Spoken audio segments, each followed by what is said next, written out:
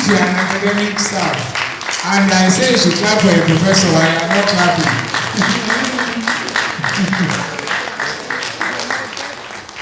Thank you very much, sirs and ma'am. Once again, standing on the existing protocols, I celebrate my mentor, the keynote speaker, and Professor Judah Komolafe, who was the second born of my father, who was the second professor, Professor Aremu Ad, and I am the third born. I want to welcome you, sir. And I welcome a distinguished friend too, who is one of the facilitators, Dr. Biola Akingbe-Misilu from Adenegan University. I was just telling the keynote speaker that Dr. Biola Akingbe-Misilu was a special friend we invited. We applied to be friends. And Prof said I had that for the first time. Being born twin, was so knitted and close to my twin brother. We were doing things in common. Until undergraduate, I asked, who is our friend? We don't have friend. Who we can say this is a friend? Because we're so used to talking, doing things together. We said, let's look for a friend. And then we looked for somebody in the department, in the college, and then we wrote letter formally. Come and be our friend. You know, girlfriend, boyfriend, he's not girlfriend now.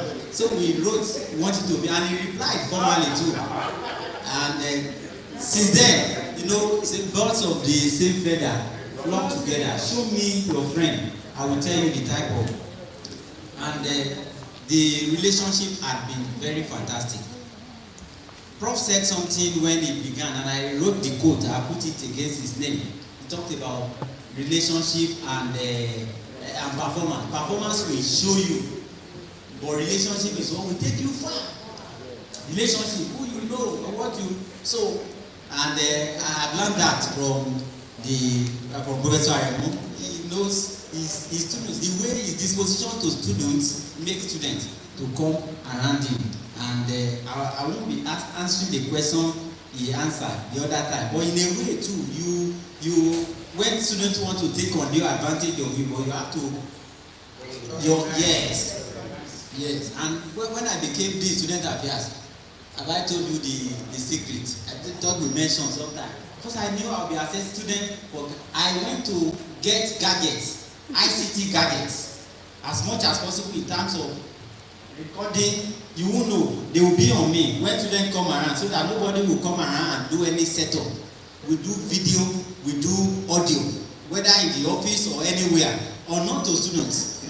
So, and then, you know, sometimes when you are too, and then students want to come around, and so part of it, then to have a timeline of what to do, and when they know you, when I was stepping out of the office of the DSA, management said, we want to look for somebody who can perfectly enter to your shoe, who will be accessible, who will not compromise standard, who will not destroy the lives of students. You know, female students will come around with the emotional problem and what have you, so that you won't prey on the emotion. And they good enough to, they had another good mass that took that on. So what we want to brainstorm now, which will be a prelude ordinarily to the next session, but we are going to have a swap in that program. Professor Komolafe coincidentally is having PhD exam tomorrow in University Akuba, Adenegan University, and at the head of the department, he has to be on seat. So we will reschedule his presentations to be taken today while Dr. Abiola will take the position. So we'll just briefly talk about who are these learners, who are these people we are gathering because the discussion centers on this until we know them, who they are, before we can. So there's a group that we gave some assignment, who is a level advisor, rules of responsibility of level advisor, qualities of level advisors, another group, challenges and experiences of level advisor, mentoring, outstanding students, and others. We had different groups. So quickly, can we just stop? And who are these learners? Who are they? Who are these learners in the university environment? Contributions. I just take 3 contributions, we'll move forward. Who is a brainstorming session? Who are these learners?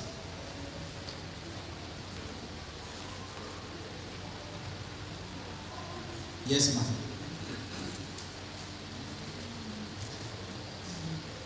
Good afternoon, everyone. A learner is a person who is trying to gain knowledge or skill in something by studying or by practicing or being taught about something. Thank you very much, sir. Who are the learners in the university? How should we help learners achieve optimal goal of the university? And that is why it is important we know the goal of the university before helping learners to. Prof said something about the keynote speaker said while we were singing the university anthem, many of us were looking at the one will understand that maybe because it's new, it's not yet sinking. When I take training in my university, including staff, I had them to sing without looking up or looking at the program, the university anthem. I asked them the vision and mission of the university. If you don't know the vision and mission of your university, you won't be able to key in. It's a strategic statement which every employee, be it cleaner, be it driver, must key into. And what organization should do primarily when you are bringing people in, you must let them know your culture. You must let them know what you stand for, so that that's what will make you different from others. So as the university is taking off, you as a lecturer, you must know the university anthem. Those wordings, they must play out in your activities. They must play out in your relationship with the students. So how can we help these learners to optimize university education? We'll have them, we'll go more into that in the next discussion and good presentation. But I just want, this is just an interlude, and that's why just in 10 minutes we have the brainstorming. Yes, how can we? Want to say something? Yes. We can help students in achieving their goals by familiarizing ourselves with them, interacting with them, monitoring their progress, and advising them on the right path in order to achieve their goals. Thank you very much. That's a good one. Yes, ma'am. Yes, I think the first thing is for the advisor or the advisor to have enough knowledge about everything you need to be a good advisor. Like if you don't know the policy of the institution, if you don't know about different career, especially in your area, there's no way you can be a good advisor. So having enough knowledge in your area will go a long way to help the students. Thank you. Thank you very much. Yes. We can help learners to achieve optimal goal of the university by, first of all, exposing them to the appropriate learning experiences. When they are exposed to the appropriate learning experiences, we guide them, we direct them, so as to achieve the goal or the objectives of their programs, so as to become better individuals in the future. Okay.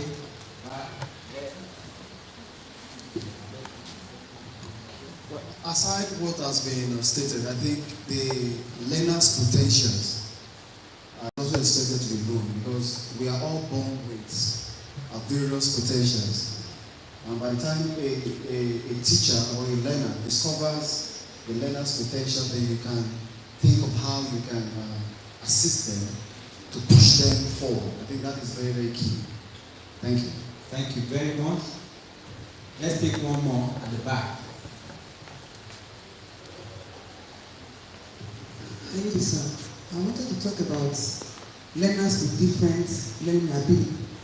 And another thing I want to add to that is that for us to help them achieve their optimal goals, we have to be patient with them. Then we must have listening ears. Thank you, sir. Thank you very much. Now, Having said that, who are the learners in the university? The learner, okay, ma'am. For me, good afternoon. For me, I think the learner we should see the learners as a product that needs to be nurtured, groomed, and branded, and for it to be able to compete in the outside world. Thank you, ma'am. Okay, different from what I just said. Okay, 1 minute. I want to consider learners. I want to consider learners as a raw material that must undergo a process. And such a raw material, they are heterogeneous in nature. Thank you very much, sir. So, what have been put together? Let's take a learner in the university is an admitted candidate. Is that taken? Yes, sir. So we must know that the person is admitted, and by default, such person has met the criteria for admission, isn't it? A student walked to my office and said, on the Monday, I want to see you, sir. Having had me in the university chapel on Sunday and felt I could speak with this man, and he came to say, I want to see you. I was shocked when he told me his story. He had spent 6 years in a university. You know, for a 4-year program, you can spend 6 years. And this student completed the 6 years without graduating and having just one course pending. The way you are chopped is the way I am chopped. I was chopped. Having one course left, and you know, by default, you cannot graduate once your tenancy, your student tenancy has expired. So he came in, or he was taken as a transfer student because of the program. So he came in at 300 level. But he now says, sir, this is my experience. I don't know, I want to move forward. What can your advice? And I told him, just forget about the past, put in your best. You can make 2 ends meet from even the scratch of your life. Lo and behold, when that semester finished, that guy was on first class point, 4.87, 4.78. This was somebody that had been tried and sent away. Then at second semester, he had 5.00. You were surprised. You know, atmosphere, where he was coming from, I now asked him, the first thing I asked him before I cancelled him, I said, can I have your transcript? When I saw his transcript, this boy started with 2-1, second class upper, before he nosedived and started having challenges. So a 2-1 second class person from first year, first semester, second year, and suddenly began to accumulate carryover. There must be something. We sometimes at college board, Senate, we just approve, without taking note of the story, the antecedent, the history, the background of students. It is paying attention that will let you to know what. So we are talking about who are the learners. The learners are admitted students in the university. So if a student is admitted, having passed JAM, having passed O level, it means that student can do well in the university. Except the person has gone through backdoor to get results.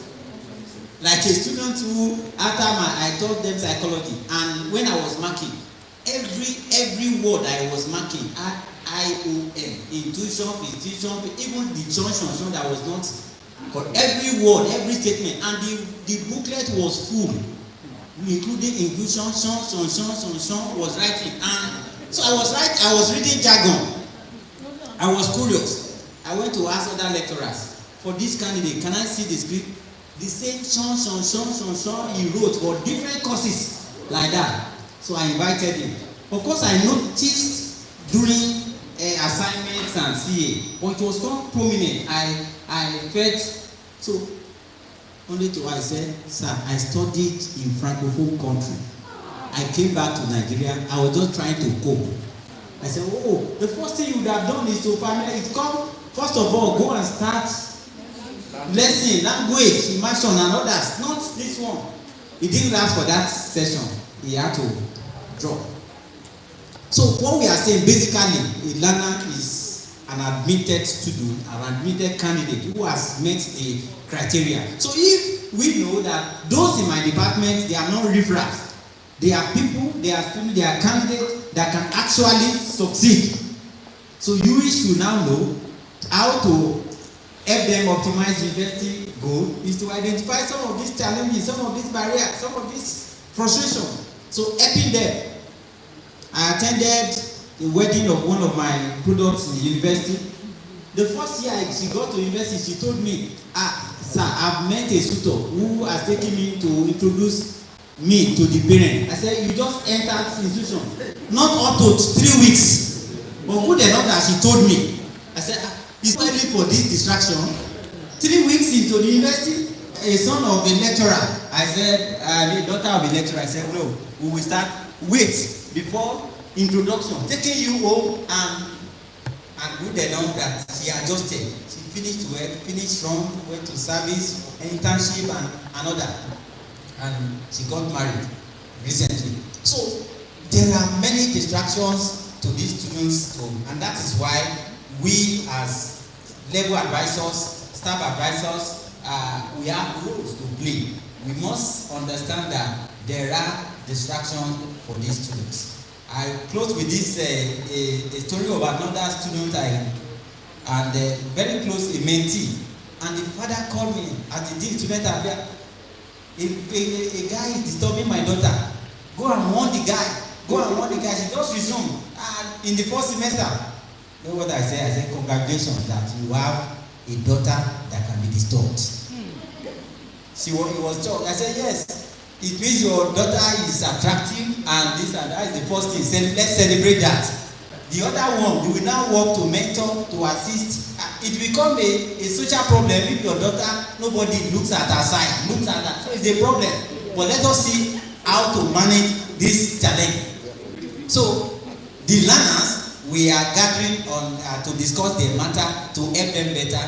They are candidates that are facing with different kinds of challenges, but your experience you can't in mentoring them, in advising them, whether when they come to health center, there's nothing, there should be synergy. And that's why I encourage for the participation of this workshop that not only lecturer, we should bring people from registry, bring people from health center, from bursary and others together. So when we know that we have synergy, the keynote speaker mentioned a referral service he did with the clinic, with the health center. There are some students that just the fact that we have we have relationship with them and say, okay, have you been to health center? Have you been to this? I had a student who the next date he said he wanted to kill herself. A lecturer just said, go and meet the counselor, and he just sent a message. Don't let this girl know that I've spoken to you. And I was asked the question I asked her. I said, oh, let me know what excites you about life. Just tell me something that anytime you think about excites you. He said, anytime I think about dying, excites me. My ears. And I said, I have work to do. This was a student that parents will send food, she will starve herself. There are times different things. So what I did, I said, you have become my friend. I went to the cafeteria, one of the service providers. I said, enlist students in my name. Long after, I want you to monitor that this student eats and whatever expenses, put it at my cost. I want to monitor that this student eats. Another thing, the first day she came to me, the second day, my food back, I just said, okay, because the way she had lost in terms of relationship, and this lady, a lady who has turned herself into a man. She dresses like a man and yet studying nursing. So I asked her, how did you get to this? How did you get to? So this third day, she just told me and sent a message to me, saying, thank you, sir, you saved me. It would have been on the news that XYZ died, but for your intervention, meeting. And so we have learners that are faced with different challenges, but it takes your patience, your diligence to bring them out of that. And it's on that note, I would invite to the microphone the next speaker who will talk about helping learners optimize university education, the context of the advisory process. Professor Jude Akomolafe, the head of the Department of Guidance and Counseling at Adenegan University. And by the time he's getting set, the ICT director sat to have a PowerPoint.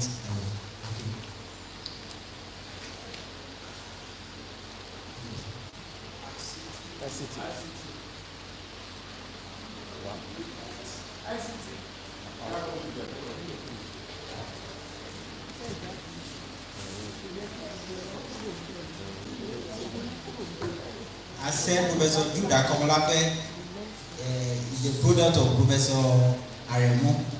I will thank you sir for taking time to be with us despite your tight schedule. Thank you so much, sir.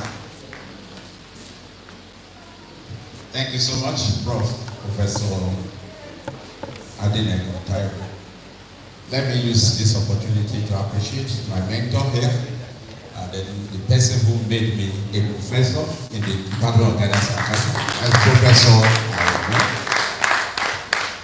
Professor Aremo, he was my PhD supervisor. He embraced me as his son. He mentored me. He tutored me. He imparted in me knowledge.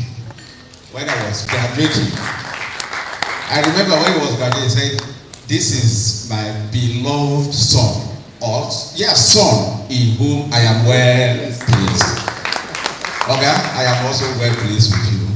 Thank you so much for bringing me up to this stage.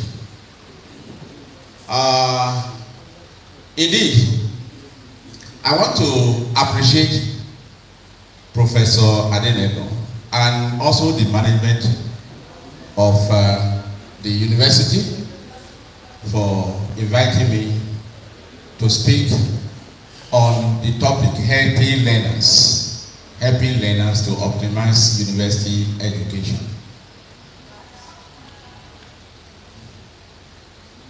Okay, have you seen it? It's there. Just sort by date of modification. You will see it up.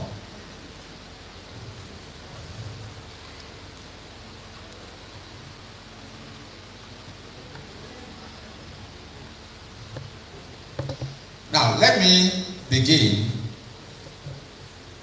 by discussing with us what a university or what is education. Education, as we all know, is very important in our lives. For a person, an individual to be successful in life, now and also in future, could depend on the education the person receives. It helps us to think very well. It helps us also to feel very well. It helps us to maintain good relationship with people and sustain the relationship over a period of time. It helps an individual, someone who is educated, who allows education to pass through him, who has internalized education, will always behave very well in the society. Wherever he finds himself, he will be able to adjust in order to fit into the environment, or also work hard to ensure that the individual's environment is assisted to behave in a way that will help them to perform excellently and improve on the system. So it helps people generally in all aspects of life to be very successful and improves not only their personal characteristics or for their own personal satisfaction, but also for the development of the community. Your personality will be influenced when you are well educated, positively. Your thoughts, your dealings with others, and your life experiences will also be very, very heartwarming. You acquire knowledge when you are educated. You acquire knowledge that you need to perform effectively in the environment that you find yourself. And not just the acquisition of knowledge, you also apply. Practical application of that knowledge is very important. It is not just about acquisition of knowledge, the application of the knowledge acquired to solve daily problems, environmental problems, human challenges, even the economic challenges that we are facing in the country too. Education can assist in helping us to solve this. So, in essence, education is very important in our life. And we are also, the world is changing on a daily basis. We need to be educated, and our young ones also needs to receive quality education, and demands highly educated people to participate in making our environment better. Better. So, where can this education, this type of quality education, where can it be achieved? Where can we get it? Having passed through the secondary school, primary, secondary, the next day is tertiary institution. And here we are discussing the university. Here we are in a university, that is the University of Ilesa, where students have been admitted, where we have teachers and lecturers that will interact with the students. They have been recruited. And these students also need to be groomed. They need to be mentored. They need to be taught in such a way that they can maximize the university education effectively. So in this paper, we are going to discuss the following concept. One, we'll discuss the concept of a university. We'll discuss education. We have discussed that briefly. And then university education and the role of advisors, as well as the institution, in helping our students to maximize the university education. Well, what is it? The university, when I say university, what does it mean? Well, university indeed is derived from the Latin word called universitas magnitus et scholarium. What does it mean? It means a community of teachers. A community of teachers and scholars. And the first university that was established in the world is called University of Bologna, established in 1088, many decades ago. So, it's the older university in the world, and the critical elements giving meaning to the essence of university indeed are knowledge incubation as well as dissemination. So, universities typically offer both undergraduate and postgraduate programs. We have undergraduate programs. We also have postgraduate programs. Now that University of Ilesa is a new university, it is possible that most of the programs are offered at undergraduate level, and then systematically, gradually, postgraduate programs will also be mounted. So, universities indeed are designed to offer education to individuals who desire to increase their knowledge in specific fields. So, there are three domains of every individual that we all possess that must be developed. Three domains. And learners, we must help learners develop these three domains effectively in the university. And the first one is cognitive domain. It has to do with knowledge acquisition. Is that also? So in essence, for a student to learn effectively, the cognitive domain has to be well developed, and we must make use of appropriate methods to develop the cognitive domain of our students. Apart from the cognitive domain, we have also the affective domain, which has to do with the emotion, the disposition of the individual. Then the last one is the psychomotor domain. That is the use of various parts of the body to perform effectively or to carry out a specific task. With the help of education, all these domains of the individual, quality education will help the individual to develop these domains effectively. Now, university education is more than just going to the next level, from secondary school to university, no, or from university you go to another level, no. It is a critical component of human development.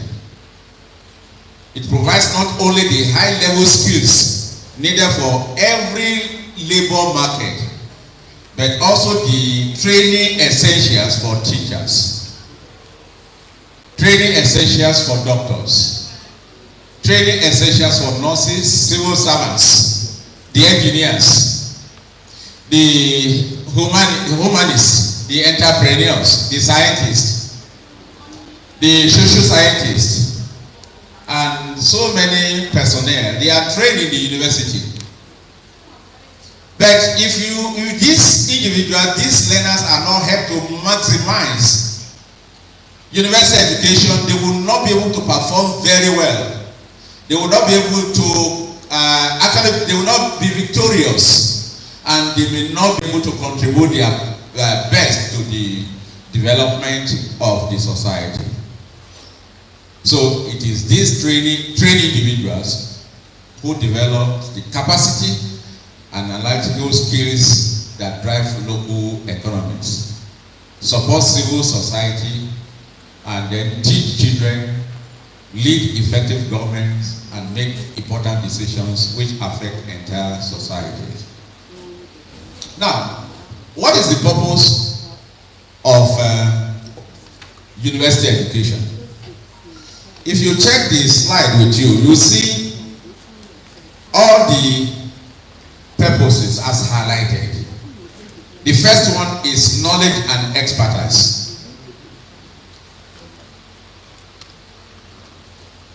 University provides the knowledge, specialized knowledge and expertise in various fields that we have highlighted before, in medicine,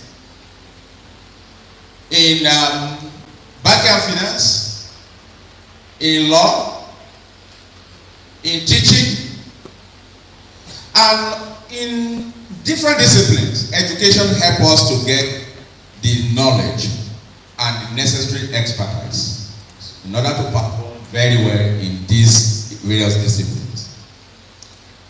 And then the next one is critical thinking and problem solving. If we receive quality education in the university, you'll be able to think critically, creatively. And critical thinking involves trying to find solutions to existing problems in the society. You think and try and find solutions to problems in our environment. University education can help us to acquire such skills. What about personal growth and character development? Yes, university education can help an individual to grow personally and also help us to develop good character that will enable you to perform very well in the society. It is possible that you are very brilliant. It is very possible that you are a first-class product. But if you do not have good character, you may not be able to go far. But with the university education, we will be able to develop things. Then what about research and innovation? Yes, university education will expose an individual to how to or provide individuals with skills on how to carry out research, groundbreaking research that will help in also solving the societal problem, Nigeria's problems and challenges. And it also helps us to be very innovative, using a method that has not been used before in solving societal problems. University education helps us to do that, to achieve this. What about career preparation and employability? University education will also help you to prepare for your future, what you are going to do also in future effectively, and make you employable, make you or instill in you the skill needed for you to perform effectively wherever you are employed, any organization that you are employed. Then what about social mobility, socialization? University education will help an individual to develop social skills that will help him or her to interact effectively wherever he or she is and move from one place to another, and at the same time also get along with different individuals from different backgrounds. So university education is very, very vital, very, very important, and then you'll be able to contribute your best to the development of the country. It helps us to also be very civilized, and it also helps the society in terms of technological advancement. So what about cultural awareness and global awareness too? University education exposes us to all this. So these are reasons why universities are established, and that is the reason why students are exposed to university education. But it is also very important, very, very important that our learners are mentored or they are assisted to maximize this university education so that they can perform very, very well. And that is the reason why the advisory system in the university is also very, very important. It's good and to help these young ones to achieve the essence of going to school or attending a university. As advisors, what should be our responsibilities? And how can we help these young ones, learners, to maximize and optimize the university education?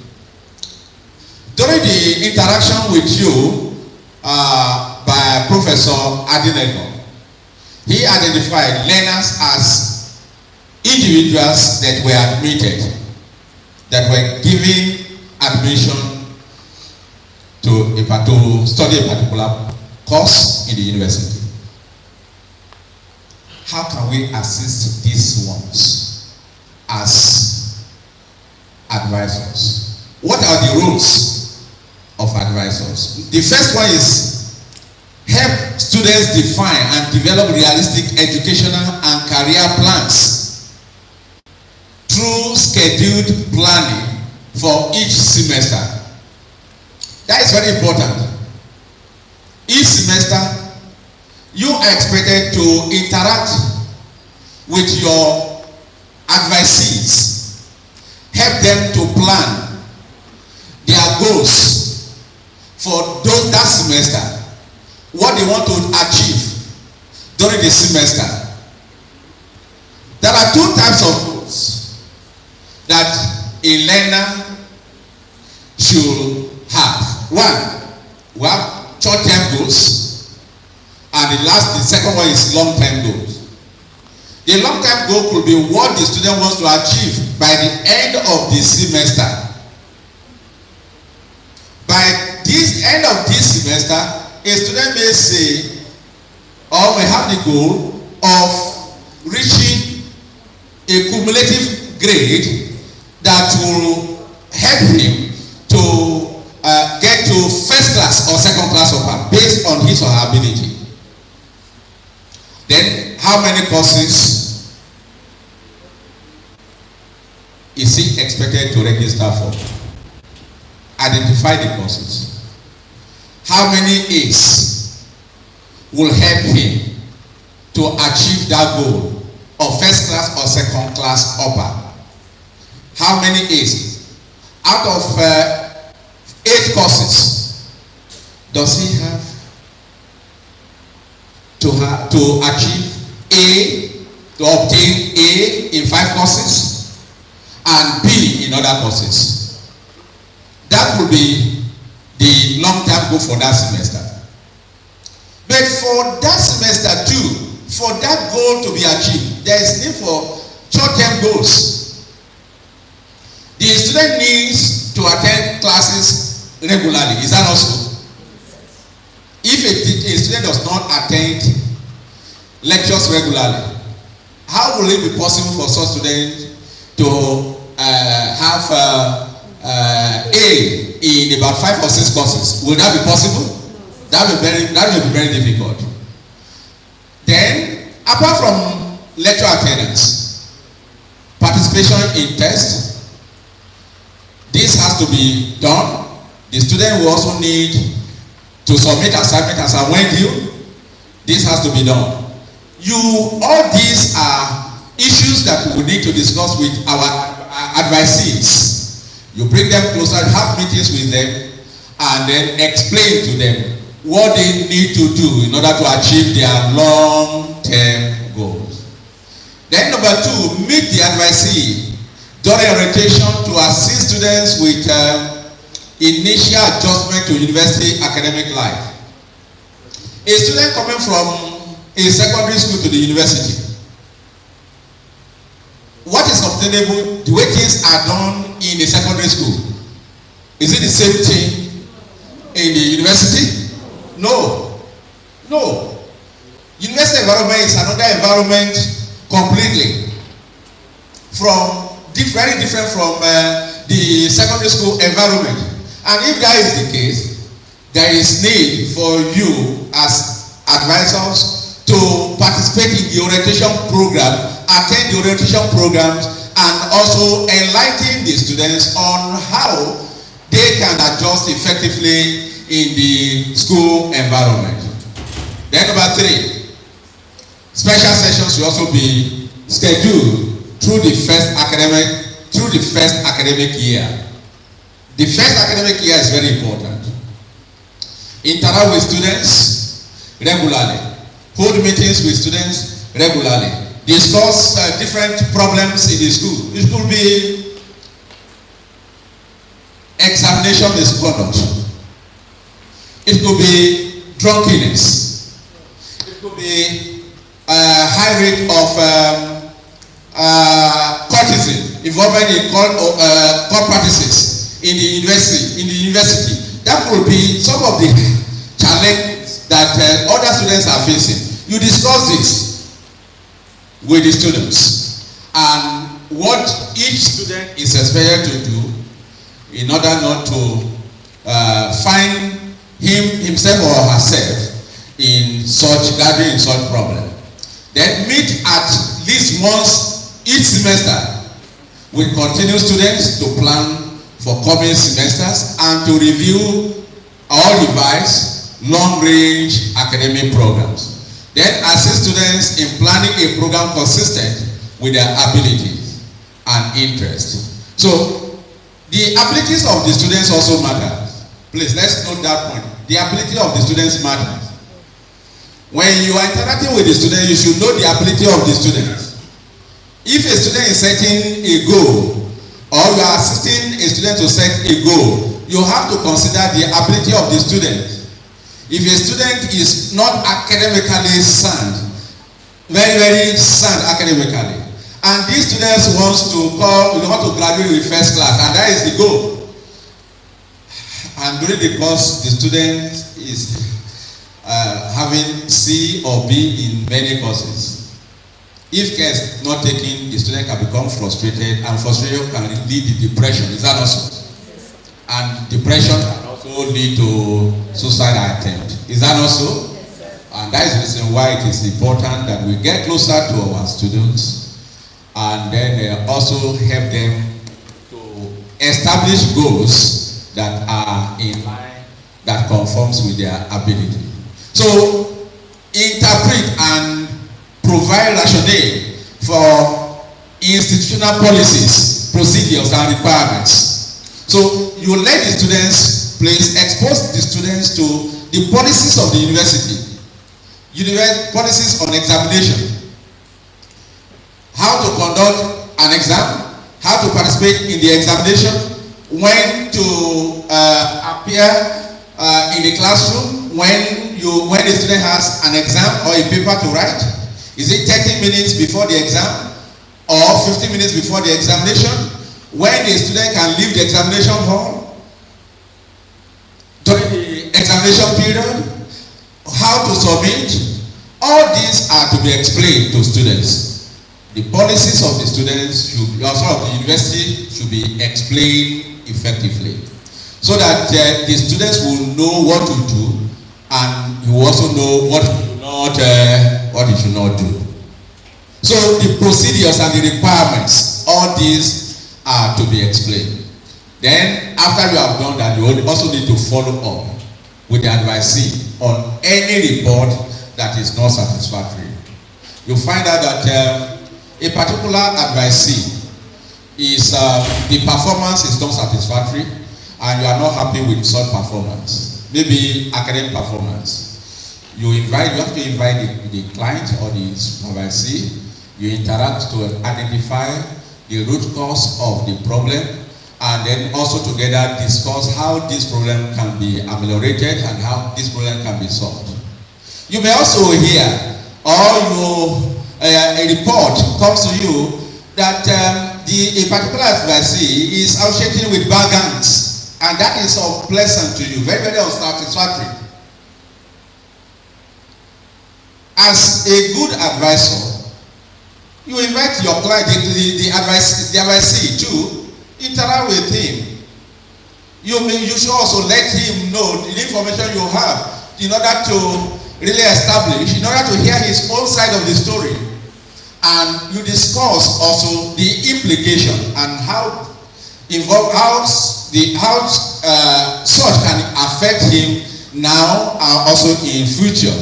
You discuss with the counselor or the advisee. It is important you help your client and prevent future problems than to allow the problem to occur, and you are now looking for a solution to the problem. So special attention should be paid to students who are placed on academic also probation. We have some students that are on probation. Even among the students allocated to us.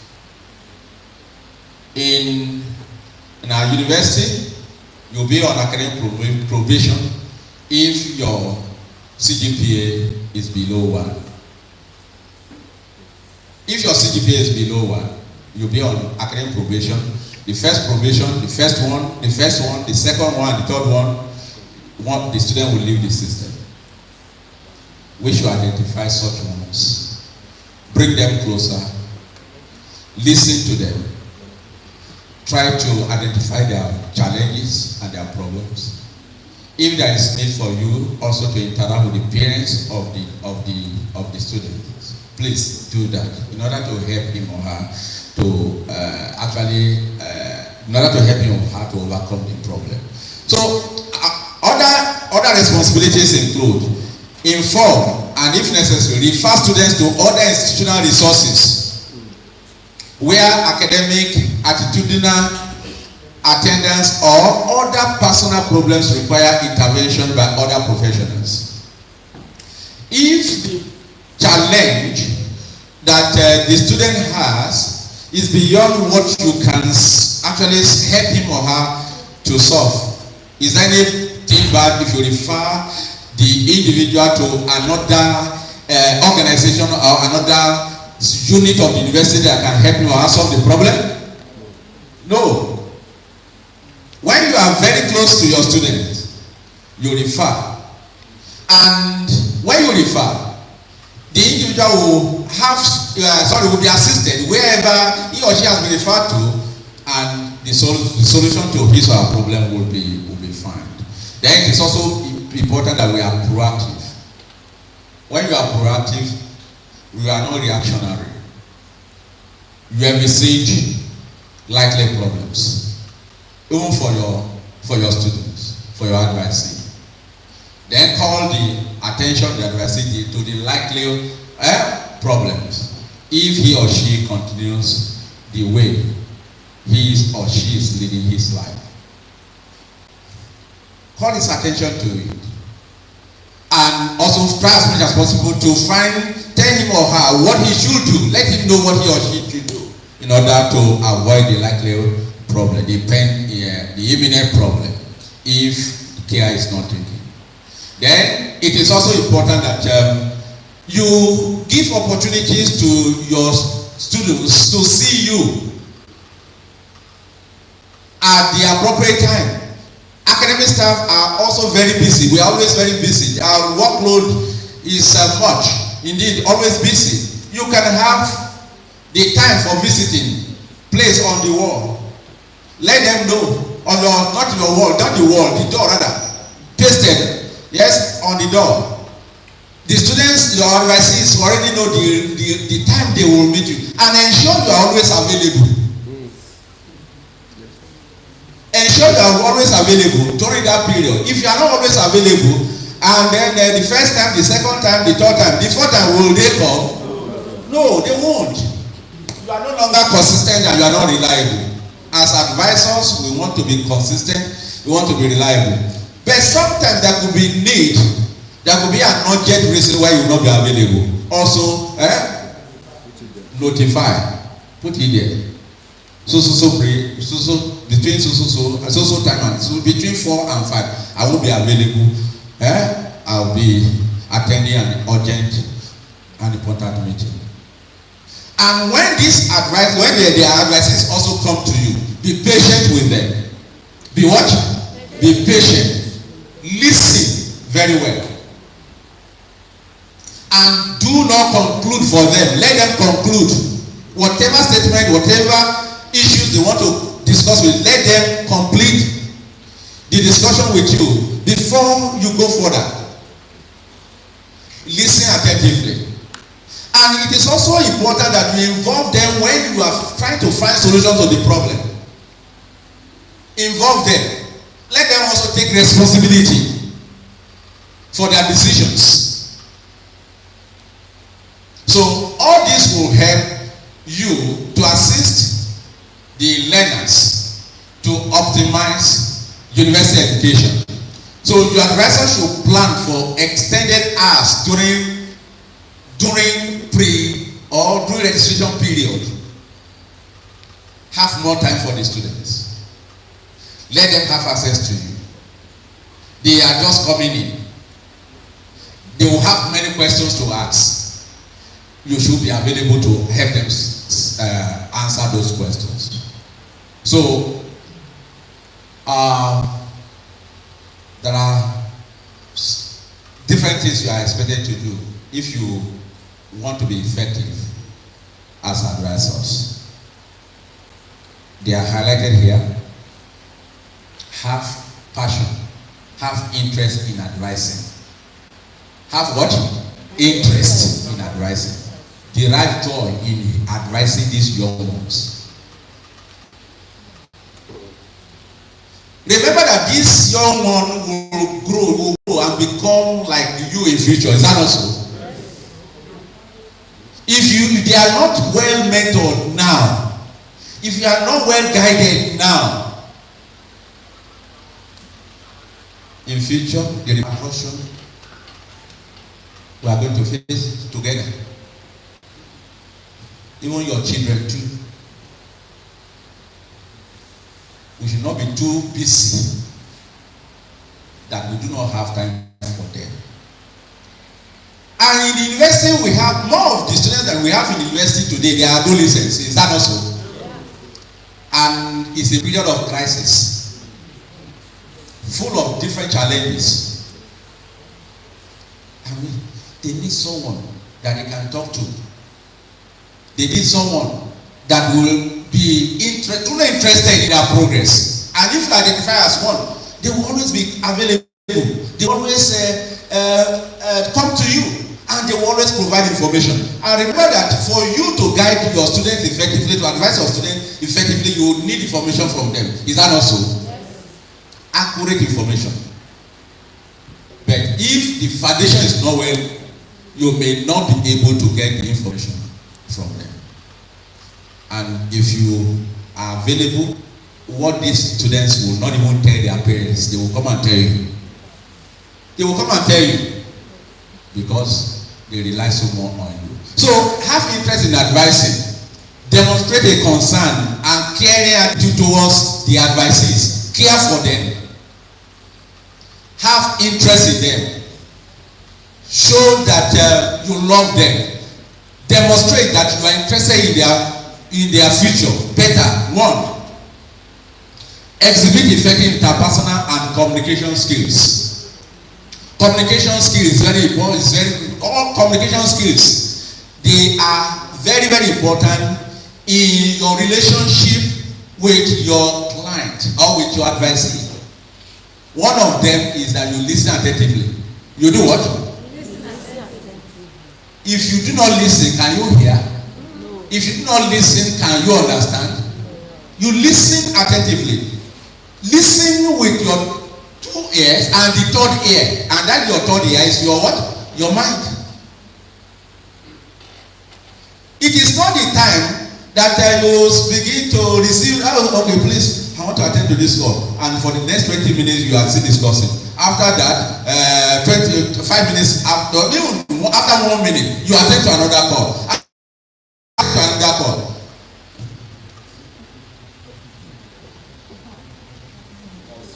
What will happen?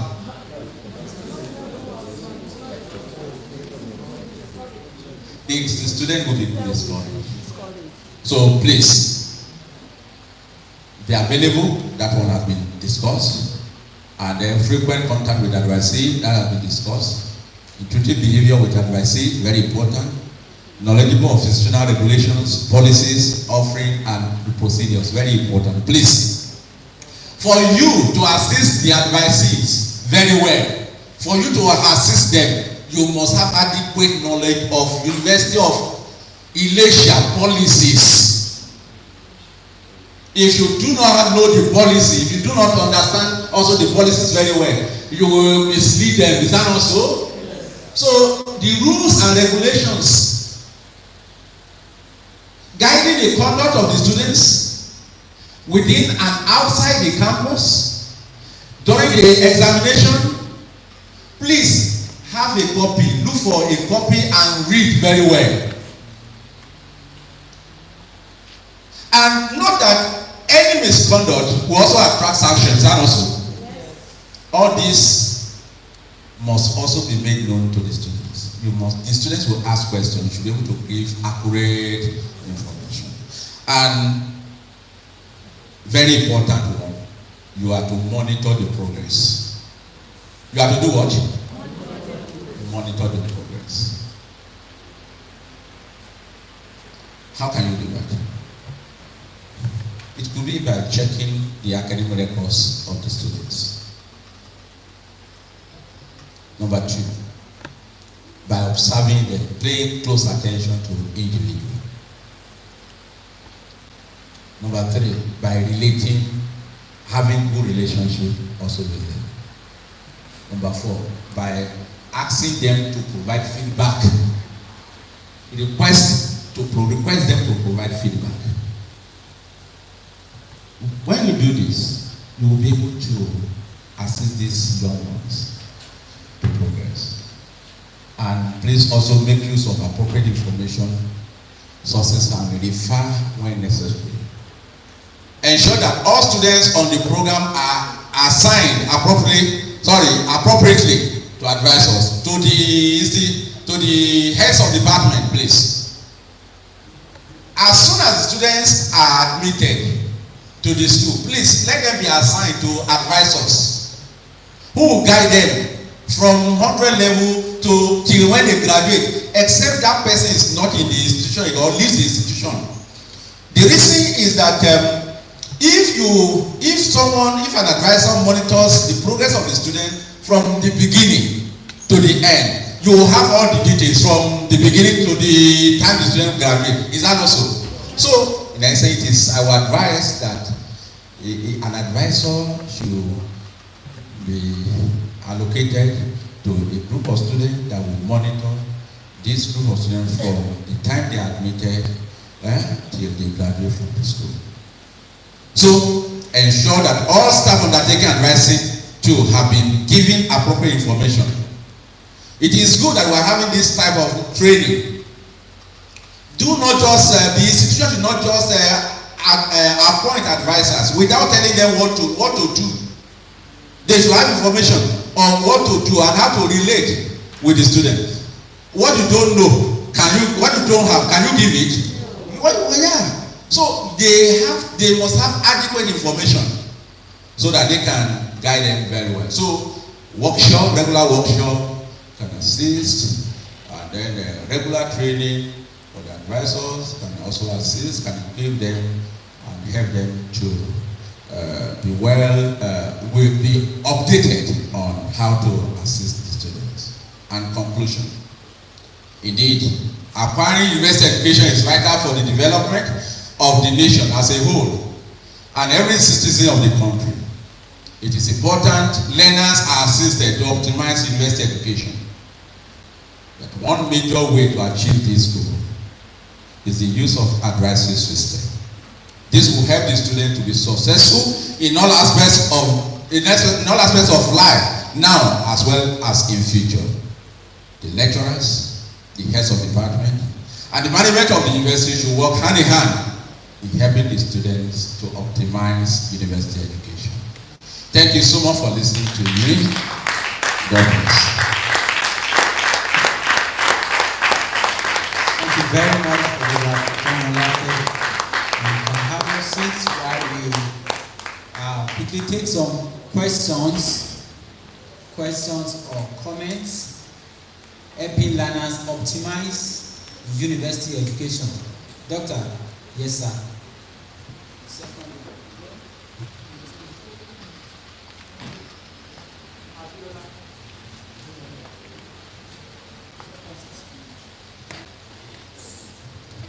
Thank you very much, sir. I have just 3 questions to ask. The first one is, I discovered that you being an advisor bring you very, very closer to students. And I realized that there's a very thin demarcation between that role and discipline. There is a very thin demarcation. How do you manage it? That's my first question. And my second question is that Prof was saying the other time that we must show care to students. And when you show care, not just in the words of mouth, there must be cash flow. Then in this era of my take-home pay cannot take me home, how do you manage? Is the university going to assist? That's my second question.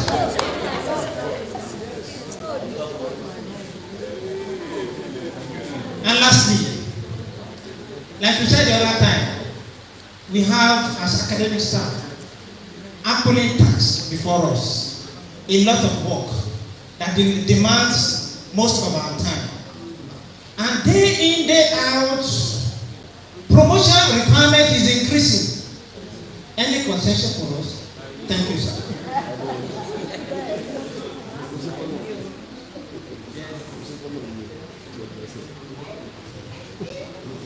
Good afternoon. My own question is this. In the spirit of sustainability, how do we come in If, in the case of a rusticated student who refused to leave the campus environment, I have an issue to tell that if a case, I was a girl was rusticated from the abnormality she committed, but she refused to leave the campus. She stays for 2-3 years, and some students fell victim by giving them wrong mentorship. How do we call you as a level advisor? Thank you.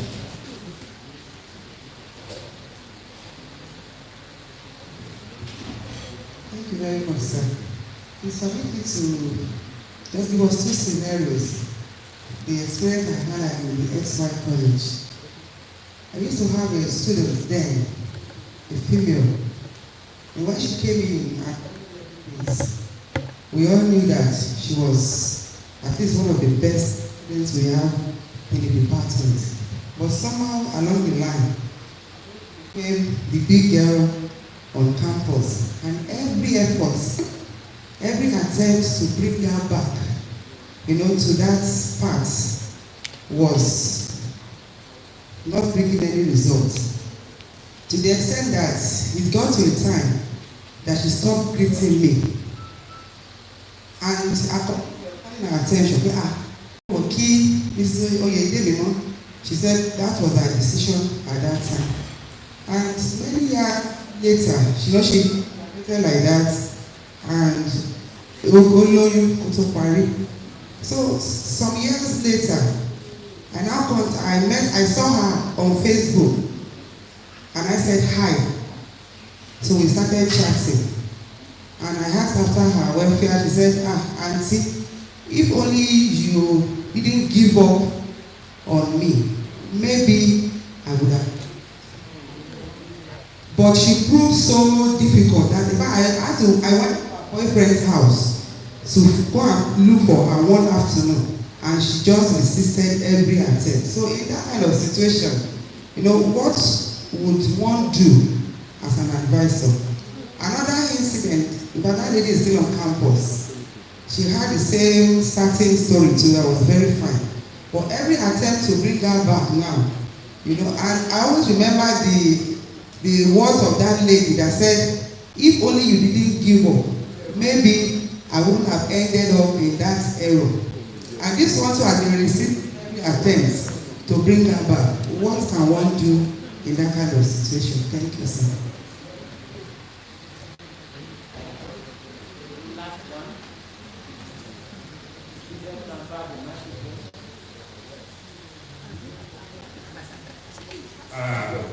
I want to thank the management of this institution, the VC, and other members of management.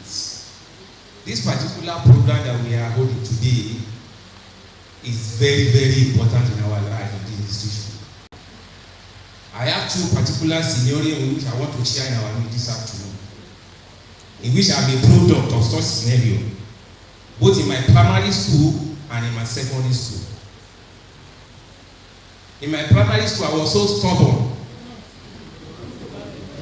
Now, there is a particular woman, there was a particular woman that was taking us in the primary school then. One Mrs. I can't remember her name now. And she's so stubborn. Yes. Any little thing, she do beat me a lot. Something now happened one day. I love playing football then. Something now happened. This woman has a sister in primary 6. I was in primary 5 then. During the break time, the woman will say the sister should go to the house and look at what is happening in their environment there. So a day like that, this lady went to the house.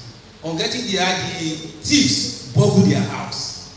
So when this lady was coming, we saw her crying. What is making this lady to cry? We now stop the football we are playing. We put our ears on the window to hear what this woman is going to tell the sister. She now said, the thieves came to their house and they burgled the house. All of us on the playground, we are very happy. Thank God, God has cashed out. You can see that is one.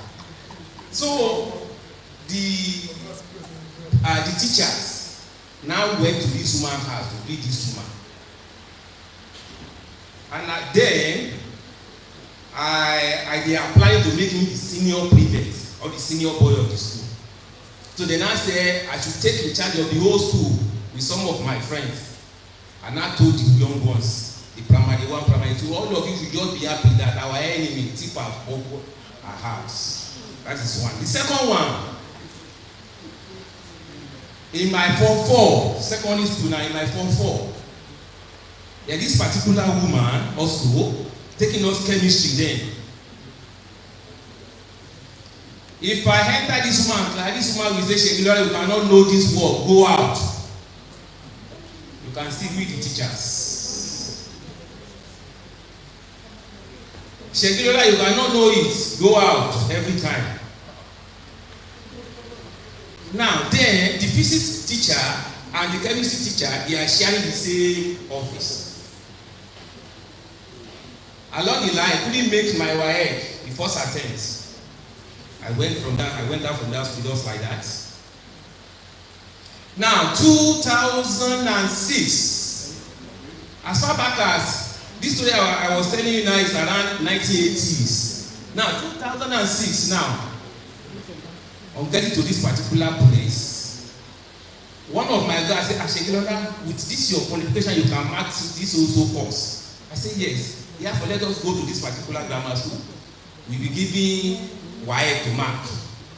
Now, after there is this particular paper in front of us, we call it dummy. We did 2 or 3 days.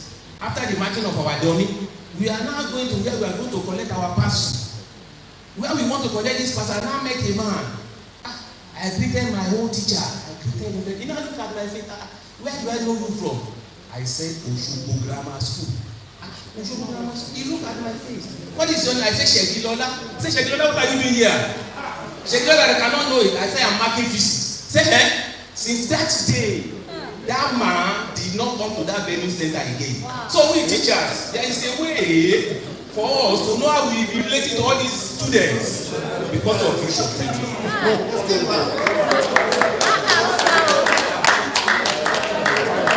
Okay, thank you so much.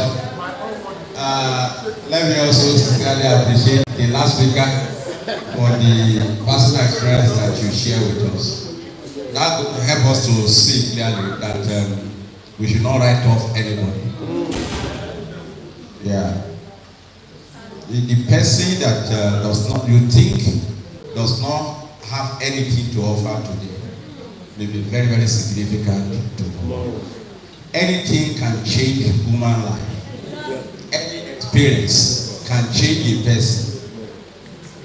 So, as advisors, do not give up on any child. Madam, please, don't let us give up on any child. Let's be hopeful that an opportunity will be here. It could be a slight opportunity that will help this person to have a change of mind. It could be an experience that will make him to have or her have a change of mind, and that will influence his life forever and ever. So please do not give up. Now, to some of the questions. Yes, as advisors, you have to be very careful. Yes, we have said that you should care for your advisees. You bring them closer to yourself. You should know their feelings, their challenges, and help them to solve the problem. But you must also set boundaries. You must also set what? Boundaries. You were here when Professor Adenegan was sharing his personal experiences as the DSC. Different kinds of students will come. But he was determined from the beginning that he would never have an unholy relationship with any of the students, and that assisted him throughout. One major quality that you must develop. 2 is being disciplined. You must have your principles. You must have the ability to control yourself. And if you can control yourself, internal control, you match the brake. When it is necessary to match the brake, you match it. Then you will not go astray in your job, your assignment. Some students will deliberately come to tempt you. I've had such experiences. A student that failed my course, 100 level and 200 level. She failed, and I didn't even know that she failed. But as far as I'm concerned, before you fail my course, any of my courses, wow, it will be very obvious that even if the vice chancellor comes to a mark, you will still fail.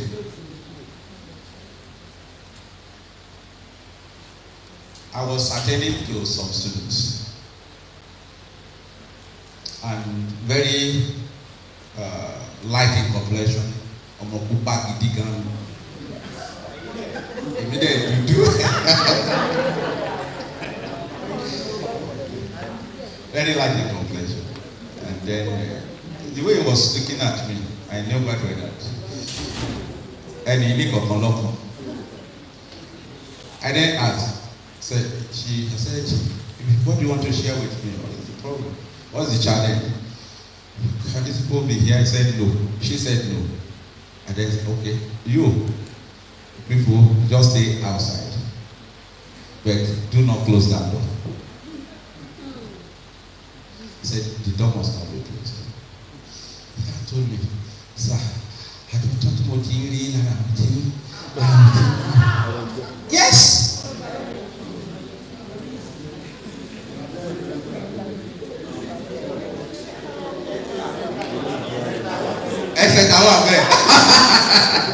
So it is possible we have 4. I had that was not the first one. So many experiences like that. But I stood my ground. I just asked her, did you fail any of my courses? She said yes. No wonder. So now you want to use your body, yes, to get a mark that you do not deserve. And I told her, go and prepare very well. Go and read very well. Be determined that you are going to pass this course. And stop doing this. If you have been doing that to other lecturers, not me. Not me. And the repercussion will be so terrible if you continue this way. I advised her. She appreciated it. And she left. I did not know her number, matric number, but I know that she did not come back again. And she did not come back to tell me that she failed. She failed again. So please, be highly disciplined. Do not have unholy relationship with these children. And please also note, whatever you do with Miss A, Miss B will hear about it too. Is that not so? That person will say, please don't tell the top person,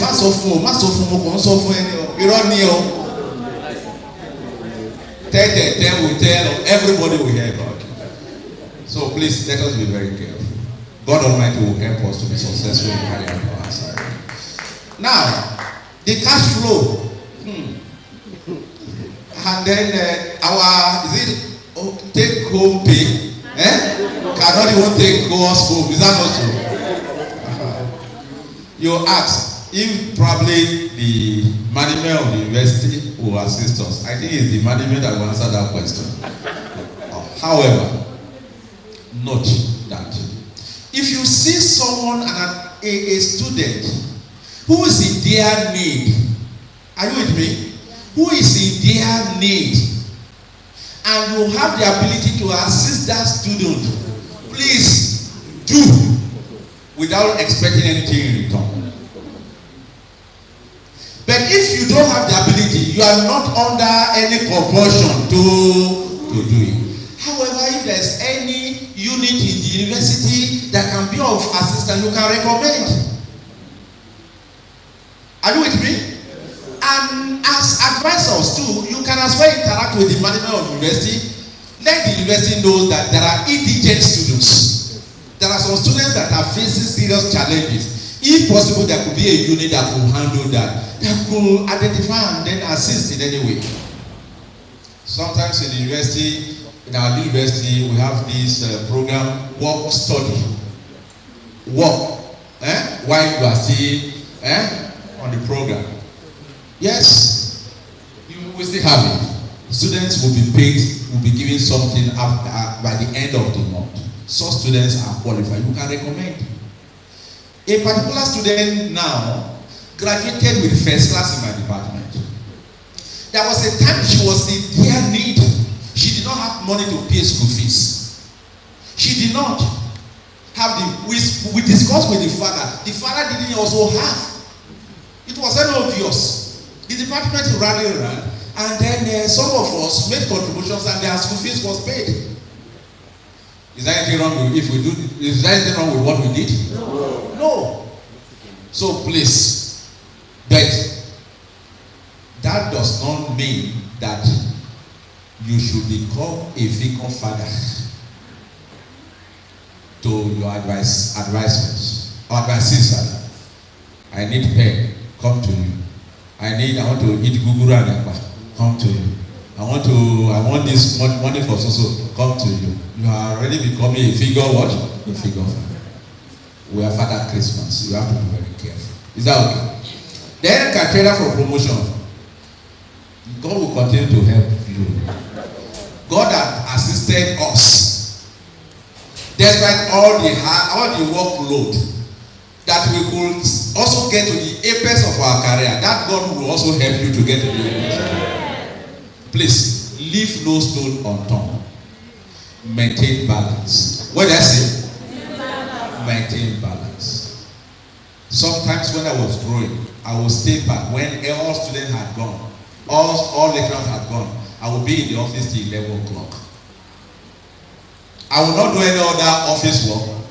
I will face my personal career development. I will be writing papers and then developing, analyzing data collected, and then writing my papers in order to publish. And I also discussed with my family. My wife understood the nature of my work. My colleague here also has always been from morning till night. At a point, I had to schedule my lectures for 7 to 9 or 10. Because from 10 upward, I was not in control. I won't be in control of my time. The university will need me, the faculty will need me, the department will need me to do one or two things, and I was also needed to progress. Please sit down and analyze your situation and face it squarely and have realistic goals. At a point in time, I decided that for each year, I must publish a particular number of papers. You will have to do that too. It will require a lot of sacrifice on your part. And then you have to also be determined and also be well focused. A student rusticated from the university, what role will you play? What will you do, sir? Will you ask the student to leave the university? That could be very also dangerous. We don't even know the kind of the gang the student belongs to. Yeah, I think university rusticated that student. University should also take appropriate action to get this student out of the system. It's very important. Could be by publishing his or her name with pictures. Let everybody know this person is no longer a student, and one way or the other, let the student leave the university, he's going to, or he or she will corrupt other students. So you can interact with student affairs, interact with university management. If you want to do it alone, you can be, there could be danger. It could be very dangerous. That's my advice. Then the students join the guideline. Okay, madam, I've said do not give up. But there's also a limit to what we can do if a client is not cooperating with you. One of the reasons why we terminate relationship with a client is when the client is not cooperating at all. The client is not cooperating. What will you do? You can force a horse to the river. But can you force the horse to drink? No. But also still be hopeful. Keep your eye on the client. Any slight opportunity that will make him or her to listen, utilize and make use of it. And when we do all this, our institution will be great, our students will be great, and all of us will be happy. Thank you so much. Let me just quickly add my voice to this. In the issue of time management, maintaining balance with your work and attending to students. Let me share this experience. My mentor is here. There was time he fought. I used the word in bracket, fought with me. Yes. Yeah, yes. But he disowned me. He told me, it's not a good news for a very hardworking prof like him. I spent 8 years. 8 years for PhD. So at the 5th year, he told me, I am not supervising you again. Assuming I took advantage of what is. This was the man who announced my result to me and said, I'm interested in supervising you. Where people were looking for supervisors, he volunteered to supervise me. And then he was to go for fellowship, Commonwealth Fellowship in South Africa. I waited. I said, for a man who believes so much in me, even in my MSc, when he was not my supervisor, he would ask for project, reading my project as if he was my supervisor. So I waited, and so when he came, and I filled the form, and he said, Taiwo, do your work well in record time. 3 years, you are living here. What else could a man hear from there? For me, I continue the Father Christmas work of attending to people. I never knew that I was doing myself. I would have become a professor earlier than the time I became professor. If I given my time to my PhD, and there was a time he told me, he said, Taiwo, all these things that you are doing every now and then, you say you are working, attending to people. He said, you will be better, and even the university will enjoy you better if you have this your PhD. So I will sit down. There are times I will go with my food without fasting. I will return the breakfast. I will call my wife, don't prepare breakfast. I will be attending to problems of people, not helping myself. I discovered that late. I will leave my work. The whole PhD was when he said he's not supervising me. He took my Chancellor. He looked for a Prof. Went to, unfortunately, didn't meet him on seat and said, please forgive this boy. What is the work? In fact, he said, as we came to UI, many people, including staff, parents, are looking for him. I was not DSA as at that time, but yet many things were around me. I don't like to hear students having problems. I will take it up. I want the goal, everyone that come to me to live better, smiling. But then I was doing it at my own detriment. But it was just God that said he will compensate me for all the exercises. But I've always, from that experience, tell people, as you are, it is called in psychology, it's not selfishness. But of course, when you are well positioned, it is better, then you can help people. But when you are drowning and you want to help people, both of you. So I got to know that lately. So it is important that, and that's why I keep thanking somebody like he said, I'm not supervising you. I am not interested. I started, and there was a day I now got to his office. I pursued, I said, if at this time, sir, you have said you are no more supervising me, you have justification for that. I want to thank you for the, and thank God he didn't back out. But the point is, you need to, in the midst of when people know that you are the type that listen, they come. There are times they come and my wife says that once you have money like this, you will be listing people that you want to attend. This one. You won't think about yourself. So, but sometimes when they know that you are always accessible, they want to come as father figure. Come with me, come with that. So, before student, I sometimes attend to them. I want to find out to be sure that the person is really in need. So, give attention first to yourself. I spoke at a conference of counselors in Ondo State. Sometimes, I think early this year, late last year, to address them, you yourself be stable, emotionally, maritally, career-wise, and whatever. While you are attending to people, it is when you are stable that you will help people better. Then I want to suggest this, which was part of my recommendation from this workshop to the management. For these that are here, please encourage heads of department to assign the level advisors. Let them graduate with the students from year 1, year 2, like that. Then let them come back and start from. It allows us to know the history of the students, so that if they mention this person, you can know last year he had carryover, he had health challenge or whatever, and let there be synergy. From the hostel, is anything wrong? Let them. And that's why I would recommend too for management in terms of cash responsibility allowance for legal advisor. As heads of department, they will help head of department better.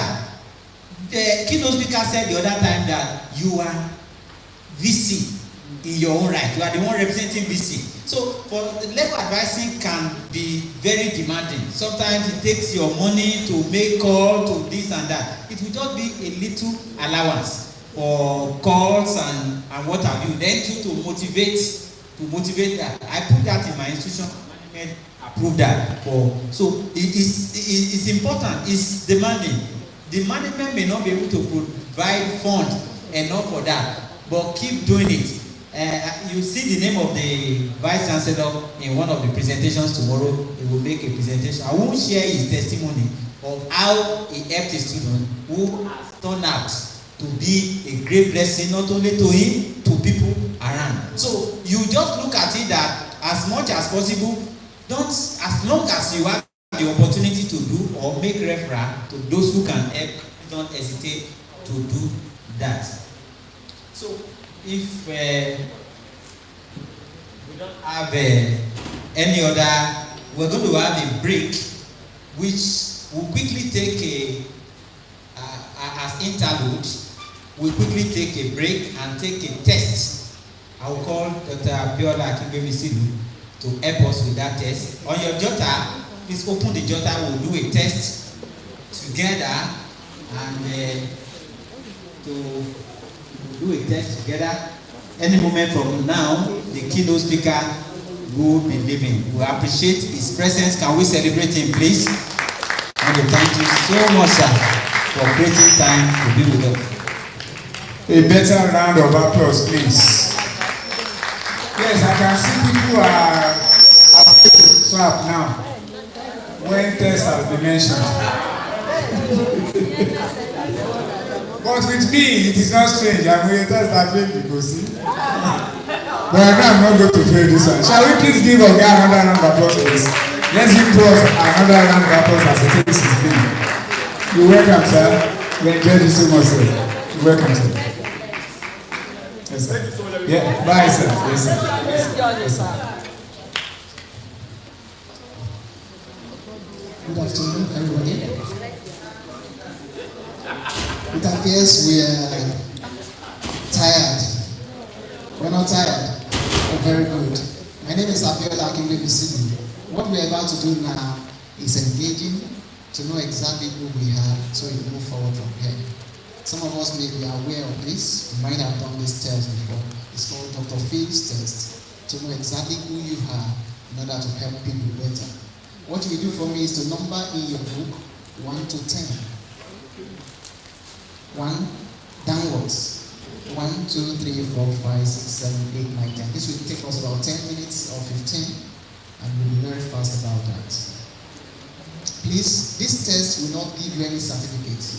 It is not a test of your intelligence. It's a test of who you are. So we will know exactly who you are, and other sessions will be able to treat us better. So please be sincere. Some of the questions are so funny, but just be sincere. The first question is this. When do you feel at your best?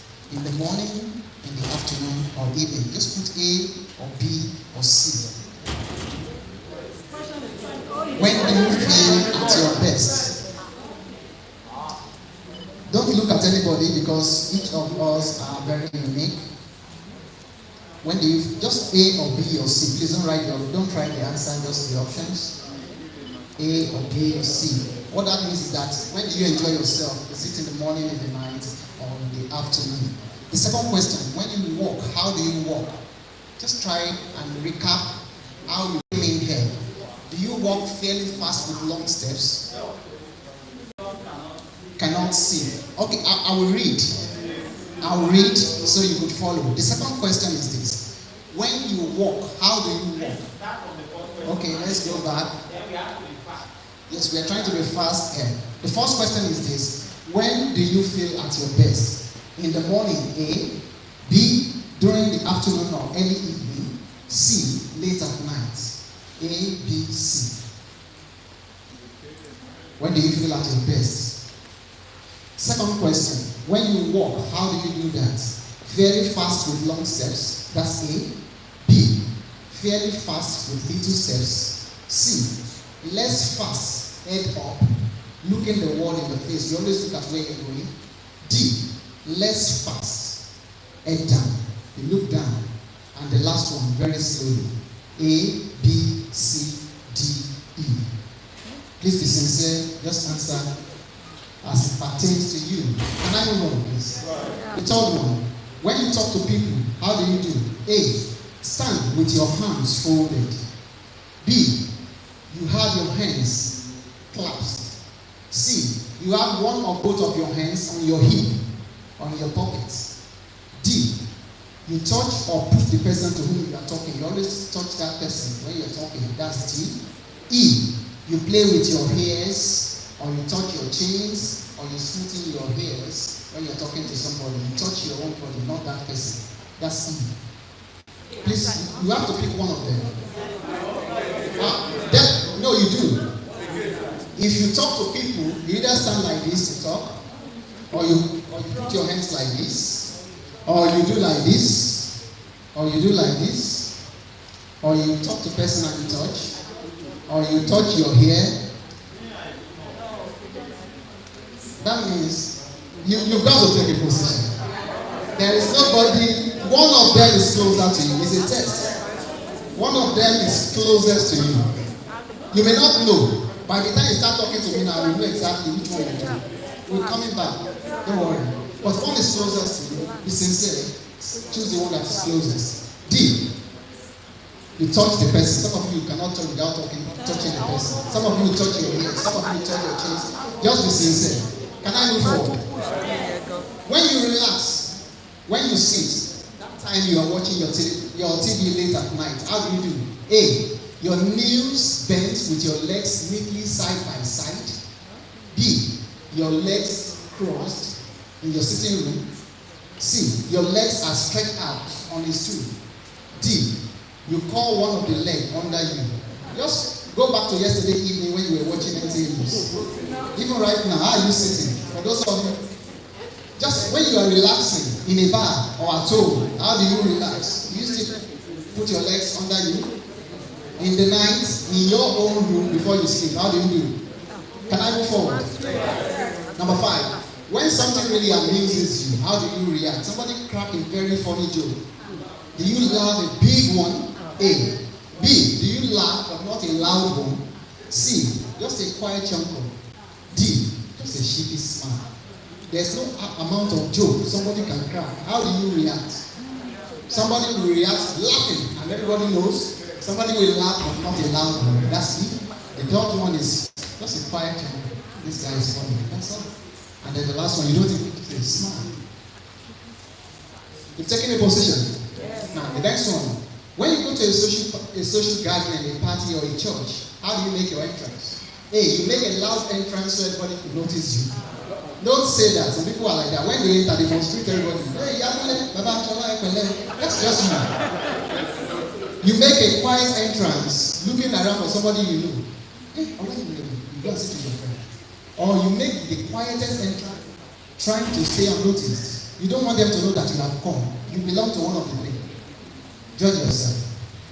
When you come in, assuming you are late now and you want to come in, will you still greet somebody before you sit? Some of you will still greet.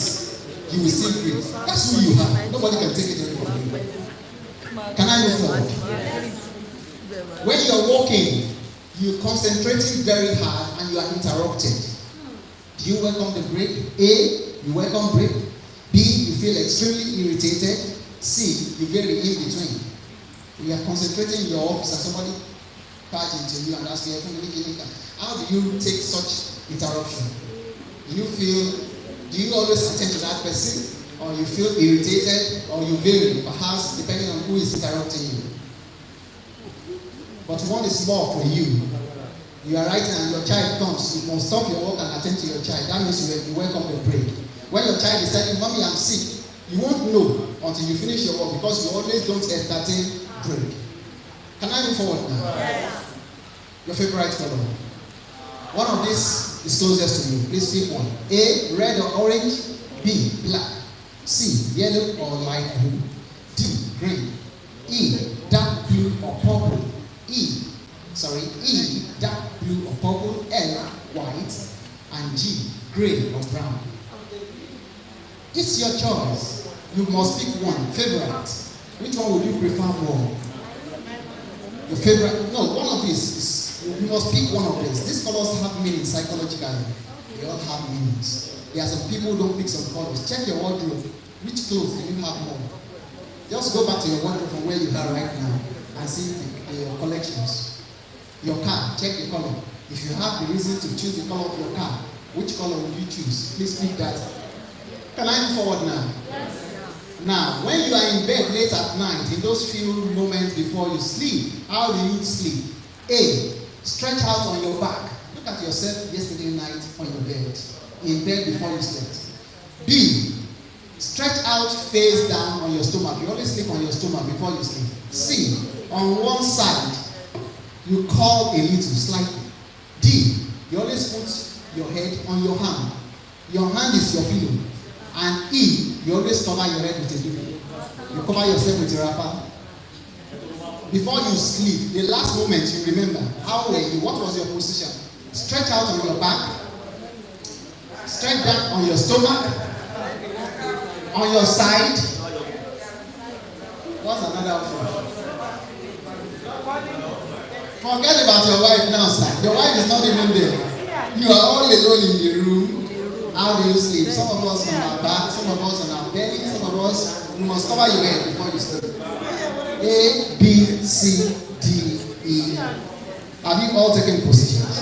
This last one, please answer it. It's not spiritual, it's psychological. When you dream, what kind of dream? Are you always falling? Please don't interpret these dreams. They don't have anything to do with metaphysical or spiritual. They are purely ways of life of some people. Some people, when they sleep, they are always falling. Some are always fighting. Some are always searching for something, for somebody. Some are flying or floating. That does not mean that they are witches. Some are dreamless. Some have always pleasant dreams. Please don't talk to anybody. Why picking this? That's one of the rules. Try as much as possible to concentrate on yourself. What kind of dreams do you have? Falling, fighting, searching, flying, or floating, dreamless sleep, or pleasant dreams. Eating sorrow, anikama sorrow. And nobody is looking at anybody because you don't know exactly what they have. Question 8, very quickly. Color. Pick your favorite color. Maybe I'll choose your shirt to determine yours. Okay, 9. Your last moment, how do you do it? Okay, can we all move on now? 10. When you dream, what kind of dreams?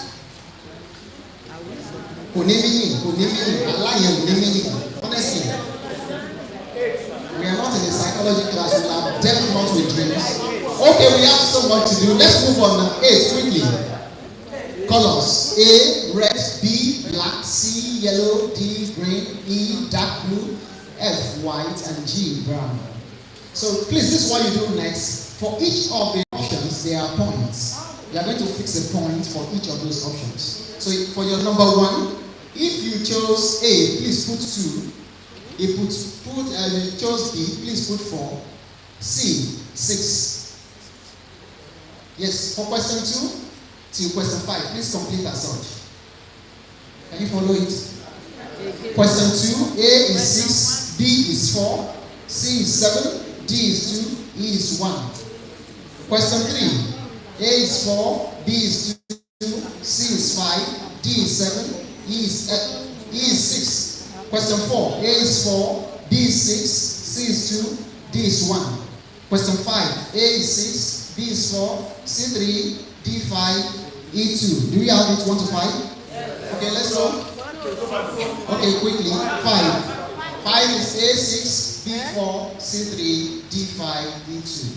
Number 2. Okay, 6. A 6, B 4, C 2. 7. A 6. Don't be afraid of the song. Please don't worry. We are not giving song to anybody who has their eyes. Be sincere. Don't give wrong song, please. You don't know exactly where we are going. We are going somewhere. We are going somewhere. Just be sincere. 7. A 6, B 2, C 4. 8. A 6, B 7, C 5, D 4, E 3, F 2, G 1. Number 9. A 7, B 6, C 4, D 2, E 1. And number 10. A 4, B 2, C 3, D 5, E 6, F 1. You have done 1 to 10, right? Next, please, son. Okay, please, 5 to 10 for you.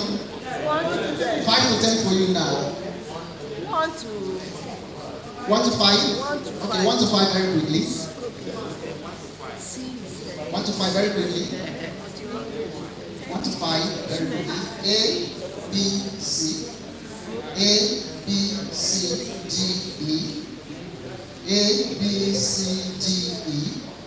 A, B, C, D. A, B, C, D, E. Can I move to 5 to 10? Yes. 6 to 10 rather. A, B, C. A, B, C.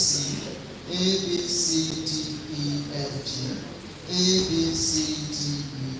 A, B, C, D, E, F. Please song now. Do you have your total now? Please write it. We are going to say exactly who you have. These 10 questions will reveal to you who you have. And if you are going to help people, it's important to know exactly who you are so you can help. No advisor will do well if you don't know the kind of person you are. So these 10 questions are improving over the years to help advisors, to help people that deal with people to know exactly who they are. Please, if you have above 60, let me see your hands up. 60 and above. Anybody? Number 10, very quickly. Very quickly. That's the way we are all students in life. Some of us will be moving fast, some of us will be slow. But if one learner is missing, we must go back. Okay, so quickly, if you are above 60, do we have anybody? They are usually asking the authorities. This is who they have. People see them as somebody they should handle with care. You are seen as vain, self-centered, one who is extremely over-domineering. People admire you, they wish they could be like you, but they don't always trust you. They hesitate to become too deeply involved with you. Those people will not likely come from this kind of meetings because they feel too big. Let me see, 51 to 60. Are you here? Anybody 51 to 60? No, Emma Berry.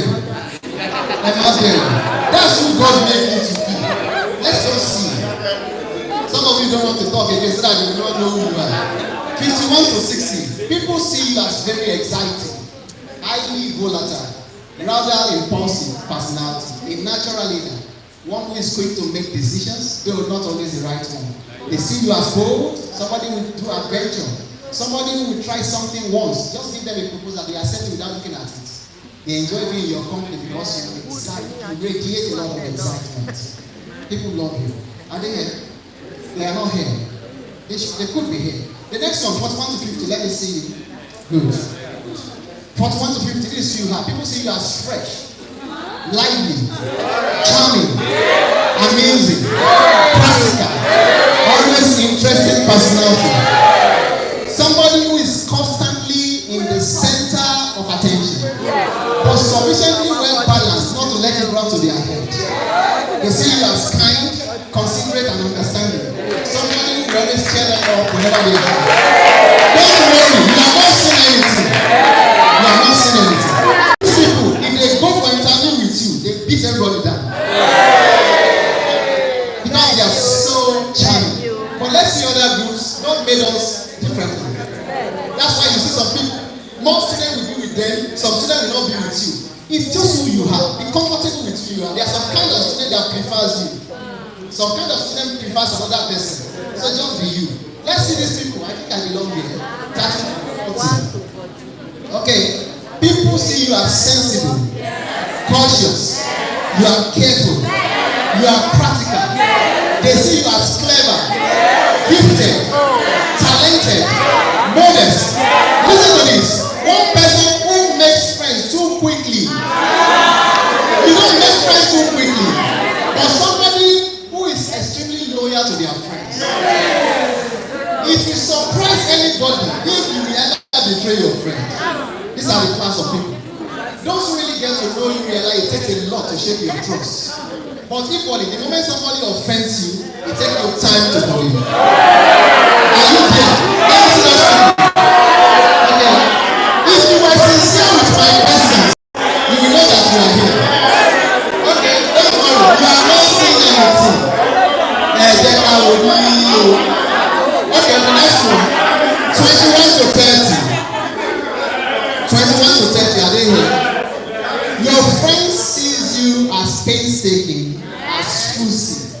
They are very cautious. They see you as very cautious, extremely careful, a slow and steady plotter. It will rather surprise them if you will ever did anything by impulsive. You will never buy anything if you didn't budget for it. This kind of people, they keep to the rules. They won't do anything to anybody. These are very powerful leaders. They think this reaction caused partly by your careful nature. Okay, now let's see under 21. Does anybody here saw less than 21?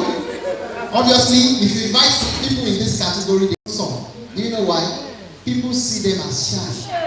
They are nervous, indecisive. Somebody who needs to be looked after. As much as their father in the house, it is the children that will tell them what to do. Class of people is a kind of person. That's just what they have. They see you as a warrior. You see problem in everything. If you give back to a child who is too intelligent, you are afraid. If you give back to somebody who is too beautiful, you feel somebody will take my daughter. This is the class of people. Now, that's the end of our test. Now we know exactly who we are, and then we can deal with ourselves better. Thank you very much. Thank you. Let's need to identify ourselves, who we are, so that we can, if you enjoy that test session, let me see your hand. Very, very serious. Please, ladies and gentlemen, we'll quickly, within few minutes, take the next set and we'll go for our lunch. Quickly, within 20 minutes, we'll have the next session, then we'll go and take our break, our lunch, then come back for group discussion. Is that okay? Is that okay? Yes. Thank you very much. MC.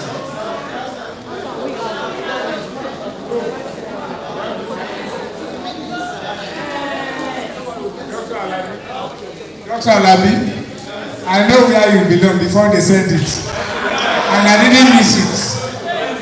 I know. In fact, I was expecting 26. I know where I belong. The only thing was that they didn't mention your surname. And I saw my wife too. I am sure that was where you belong. And I knew where I belong to.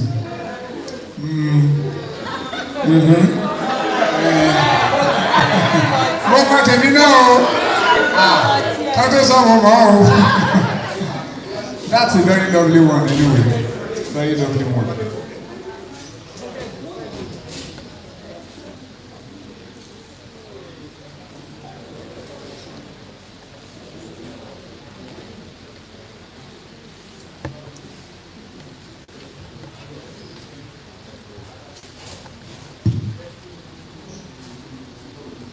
I was almost confused when they were talking about colors because the number of dresses I have are not actually too many, so I was trying to see which color.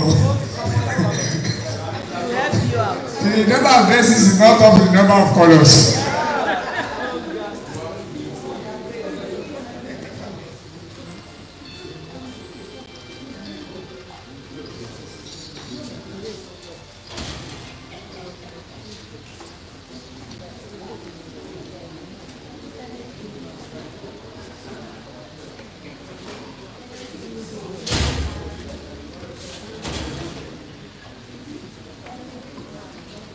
Okay, we are going to have the next presentation, Building Bridges with Advising, Student-Centered Approach, and it's going to be by Professor Jude Akomolafe. Shall we give him a round of applause, please? Hey, please clap, Dr. Adenegan. You are not clapping for a professor. I was there already. Shall we please give him a very wonderful round of applause? Thank you so much for bringing me here again. As said by Professor Adenegan, I thought I would be here today and tomorrow, but because of work in the office, we have to conduct two examinations, postgraduate exam tomorrow, and I am the chairman. I will be the chairman of the two exams. The examination ought to have been conducted last week, but the external examiner traveled on national assignment, accreditation exercise, and then she had to change the date of the exam and fix for tomorrow. So that was why I contacted Prof if that could be adjusted, so that I can still get back to Akungba on Friday today. And if I cannot get to Akungba today, I will sleep on the road and then ensure I continue with the journey very early tomorrow morning. Though I've made advanced preparation so that I can get home. Thank you so much. This time around, we want to discuss building bridges with advising. Student-centered approach.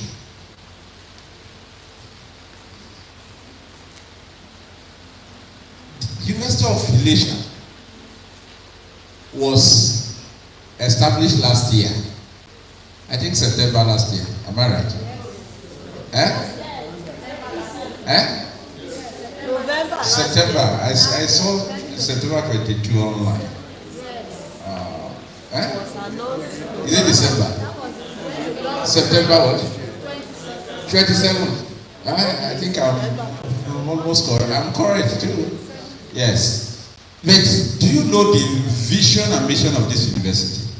I searched online and I saw this. I don't know if it says to be foremost university contributing to sustainable national development and to be globally relevant. Am I correct? To be globally relevant. So it's not division, it's not to make University of Ilesa a local university, but a university that is internationally recognized and relevant. So in essence, all of us too here will be internationally recognized. based on our outputs and how we also train our students. The mission of the university is to be a leading institution advancing knowledge and skills through groundbreaking research and innovation teaching to produce students capable of demonstrating relevant acumen in all facets of human endeavors. Please, the next slide now. Okay, oh, thank you.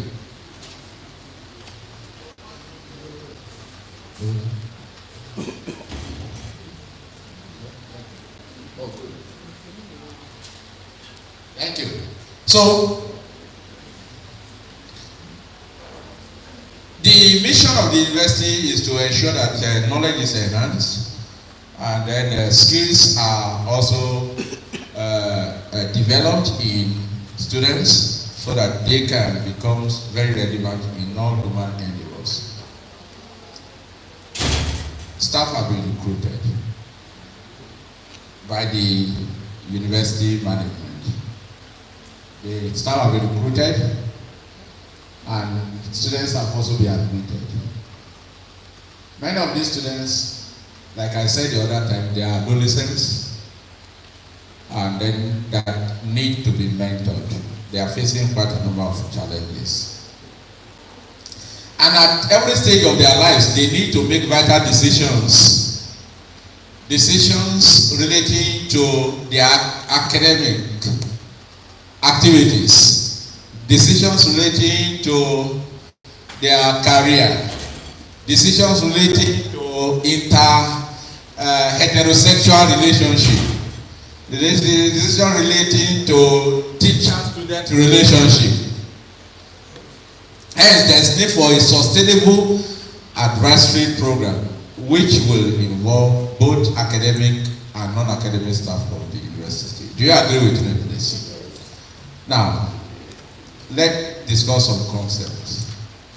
The first one is building bridges. That's part of this topic. What does it mean to build bridges? Building bridges means to improve relationship among people of different backgrounds, different perception, and probably those who are not even attuned to one another. And it also has to do with doing something to help an opposing groups of people to understand each other, behave well towards one another, establish good relationship, be well adjusted, helping the individual to function effectively in the environment,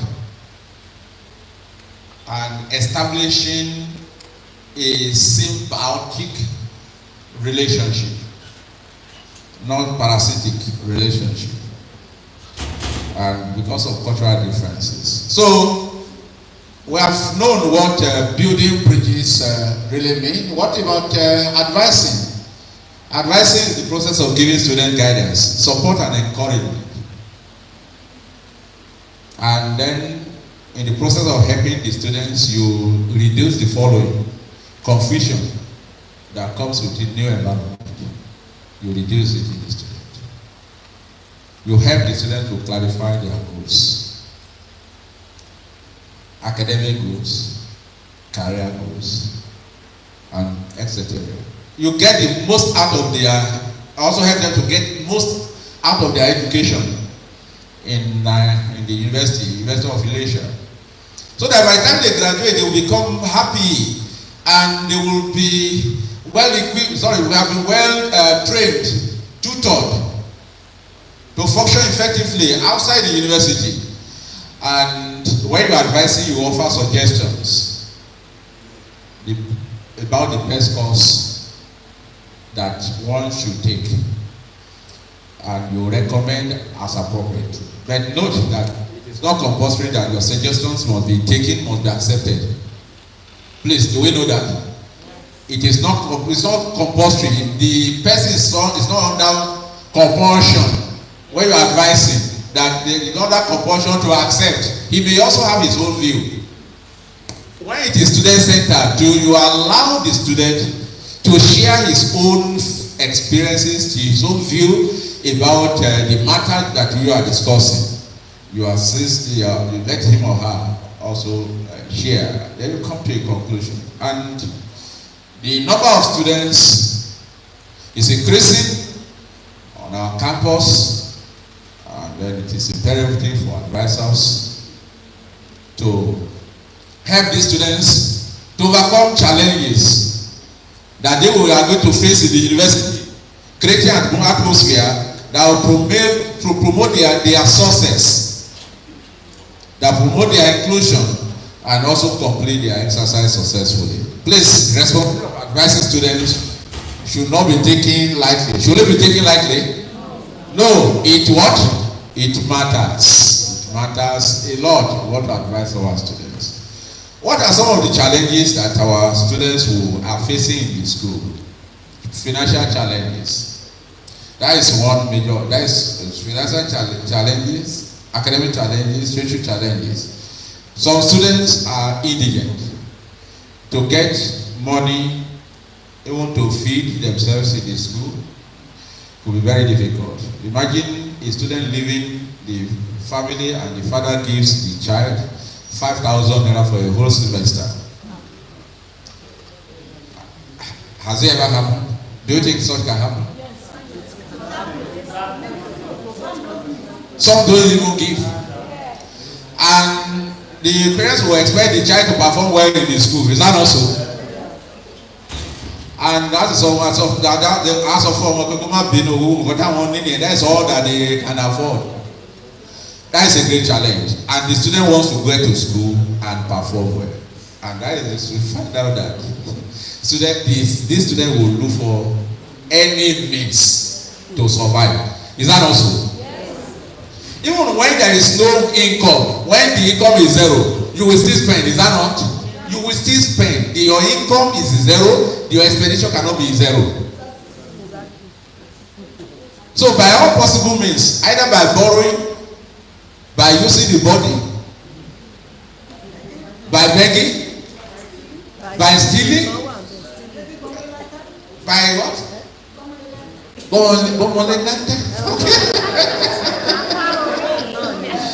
That is it. What about the academic challenges? Yes, the students will also need to attend lectures regularly. The students will need to read. The students will need to write. The students will need to submit assignment. The student will need to participate in what's the test? A test has just been conducted here. I was not here, but I know that you all participated. Did you all pass? Yes. You all passed. Yes. Congratulations. Please clap for yourself. And that is it. Please. Indeed, some teachers take the derive joy when students fail. Some. Prof, is that not so? But know that when your students fail, you yourself, you are failed. Outside Nigeria, overseas, they are interested in ensuring that if the students pass excellently with A's, they don't care if the student has 100%. And some of we here will say 100%. Okay. Thank you.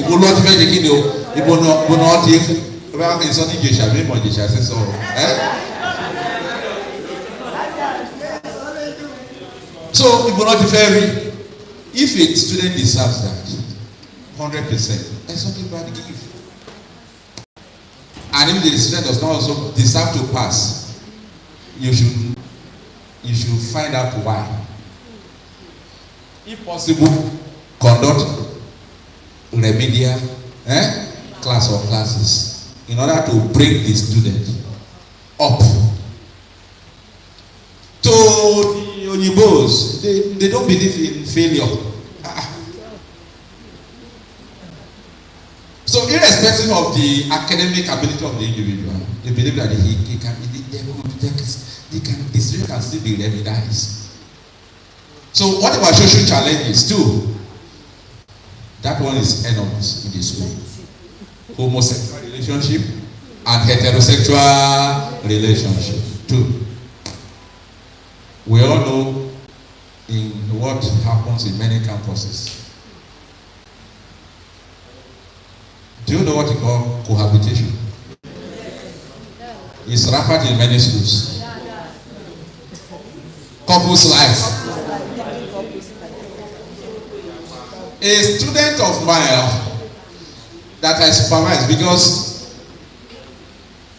as far as I'm concerned, if you are my student, if I'm supervising you, I'm not just supervising your project. I am supervising your entire life. That is, I've always told them, it's not just your project. I must impact in you. I got all of them. I will ask, I will tell them, let me have your academic performance, the records of your academic performance, and you must improve on this. We discuss and identify problems. I discovered that one of the students in 200 level, she did not perform very well. What happened? She was cohabiting. Can you eat your cake and at the same time have? No. And that affected her. We discussed her academic performance, and she broke free and she remained focused. The third year, the final semester, her CGPA for that semester entered for that semester. That's GPA for that semester entered first class. She said she never knew, she did not know that she could perform excellently to that extent. Till today, she will say, "Sir, I owe you a lot.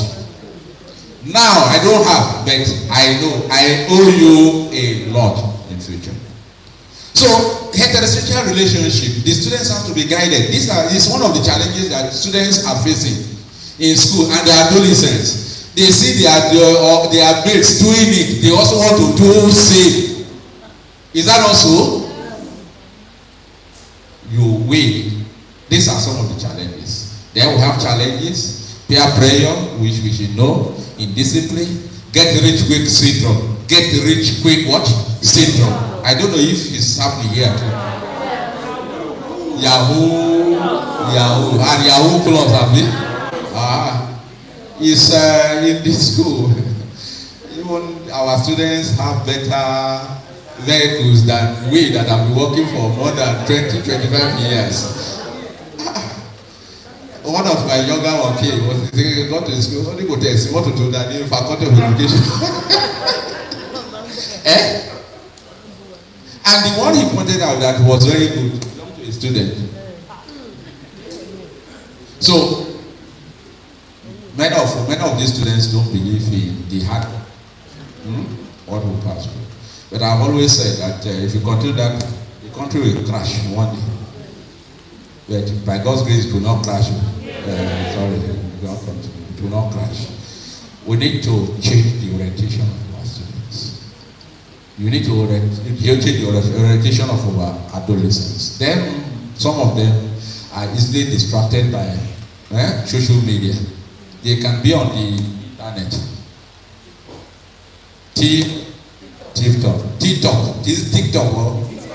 TikTok for 1 or 2 hours or more than that. And they will not have to read, to study. They can even stay inside the room alone and will think that this is my student or my child. It's always at home. And that the child that is in the room could be all over the world, interacting with people all over the world. This is one of the challenges. Then distraction from social media, we have discussed the maladjustment, involvement in examination malpractice, sexual harassment by their colleagues and teachers, low self-esteem, lack of self-concept, low level of emotional intelligence, dissatisfaction with course of study. I think I discussed when I was coming, I joined online. I think Professor, you discussed something like that. Students admitted for a particular course, not interested, and then I heard something like that. So some are dissatisfied with the course of study. and such individuals also need to be assisted to also get adjusted to what he or she is studying. Then poor relationship with teachers. All these are some of the problems. These are some of the problems that students are facing in school. Then now, for these challenges and barriers to be overcome, there is need for a good advisory program or process that is student-centered. Do you agree with that? Very, very important. Because if the advisory system is not student-centered, that concentrate on the needs of students, involving the students also in helping them to solve their challenges, then there will be success. So, what do we mean? When we say the advising has to be student-centered, it means that it has to focus on coaching the students towards the development of attitude, skills, behavior as a learner or as learners, decision makers, and community participants, with success measured in terms of learners' outcome.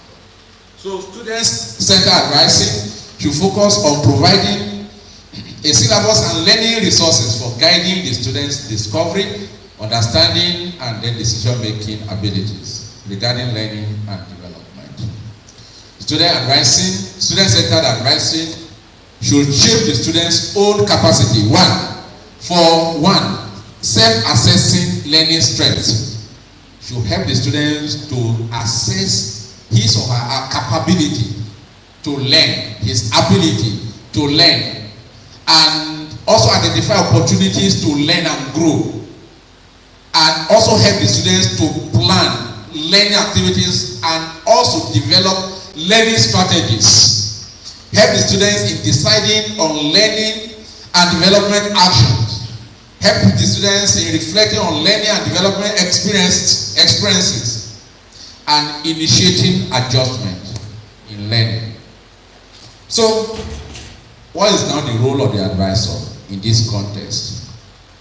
The professional advisor, our advisor, develops rapport with the learner, which was discussed the other time. We are emphasizing it again. Rapport is very, very important. You must establish a good relationship with your client, with your advisee. If the foundation is shaky, can you build anything on it? No. It is when your client, your advisee has confidence in you that he or she will be able to pour out his or her mind and provide accurate information to you and will not lie to you. So the relationship must be solid. Form a personalized relationship with each advisee. But remember what we said, with boundaries set appropriately. You must be disciplined. You must not go beyond your boundary. The relationship is that of a mentor-mentee. Should be professional. Mentor-mentee relationship. And it has to be built on trust, operationalized through personal interactions with the advisee. So the role of the student advisor also include the following. You have to establish and sustain a relationship with each advisee to help inspire, motivate, and guide advisees as they enter the university. Help them to establish goals, help them to plan for their lives, spend extra time with them, help them to make decisions, assess the progress that they are making, commend them for the progress that they are making. When you progress, when you commend, the child will know that you are paying attention, and then they will also want to do same. And if there is also need to call the attention to areas that is not doing fine, call his or her attention to it and let him or her see what will likely be the consequences of her, negative consequences of his or her action in future. Then manage the relationship. Keep rosters, send out announcements and reminders. request appointments, or advisory planning and assessment worksheet. Then the next one is pass on and point to sources of information. Tell the client, let them know, the advisory, where they can get information. Direct them to the appropriate place where information can be received, or they can get information either on educational activities or vocational or personal. Refer them to where they can get information. Good one. Then monitor and provide feedback to advisees. Very, very important. Monitor and provide feedback to advisees. Conduct one-on-one chat sessions. Receive and respond to advisees' request. Respond to their request. Receive their request. Conduct survey and analysis to assess effectiveness of the method of the policy of advising and then in the university. All these are the role of advisors. Then furthermore, I've identified mentorship and guidance relationship. We want to help students to know courses they are to register in the school. They are to register for. Also direct them to where they can do the registration and how the registration can be done. And also ensure effective enrollment of students in their department.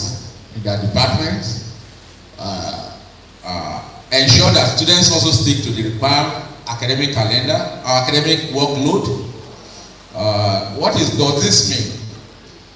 In our university, the workload should not be, your workload per semester must not be above 28. In many universities, 24 per semester.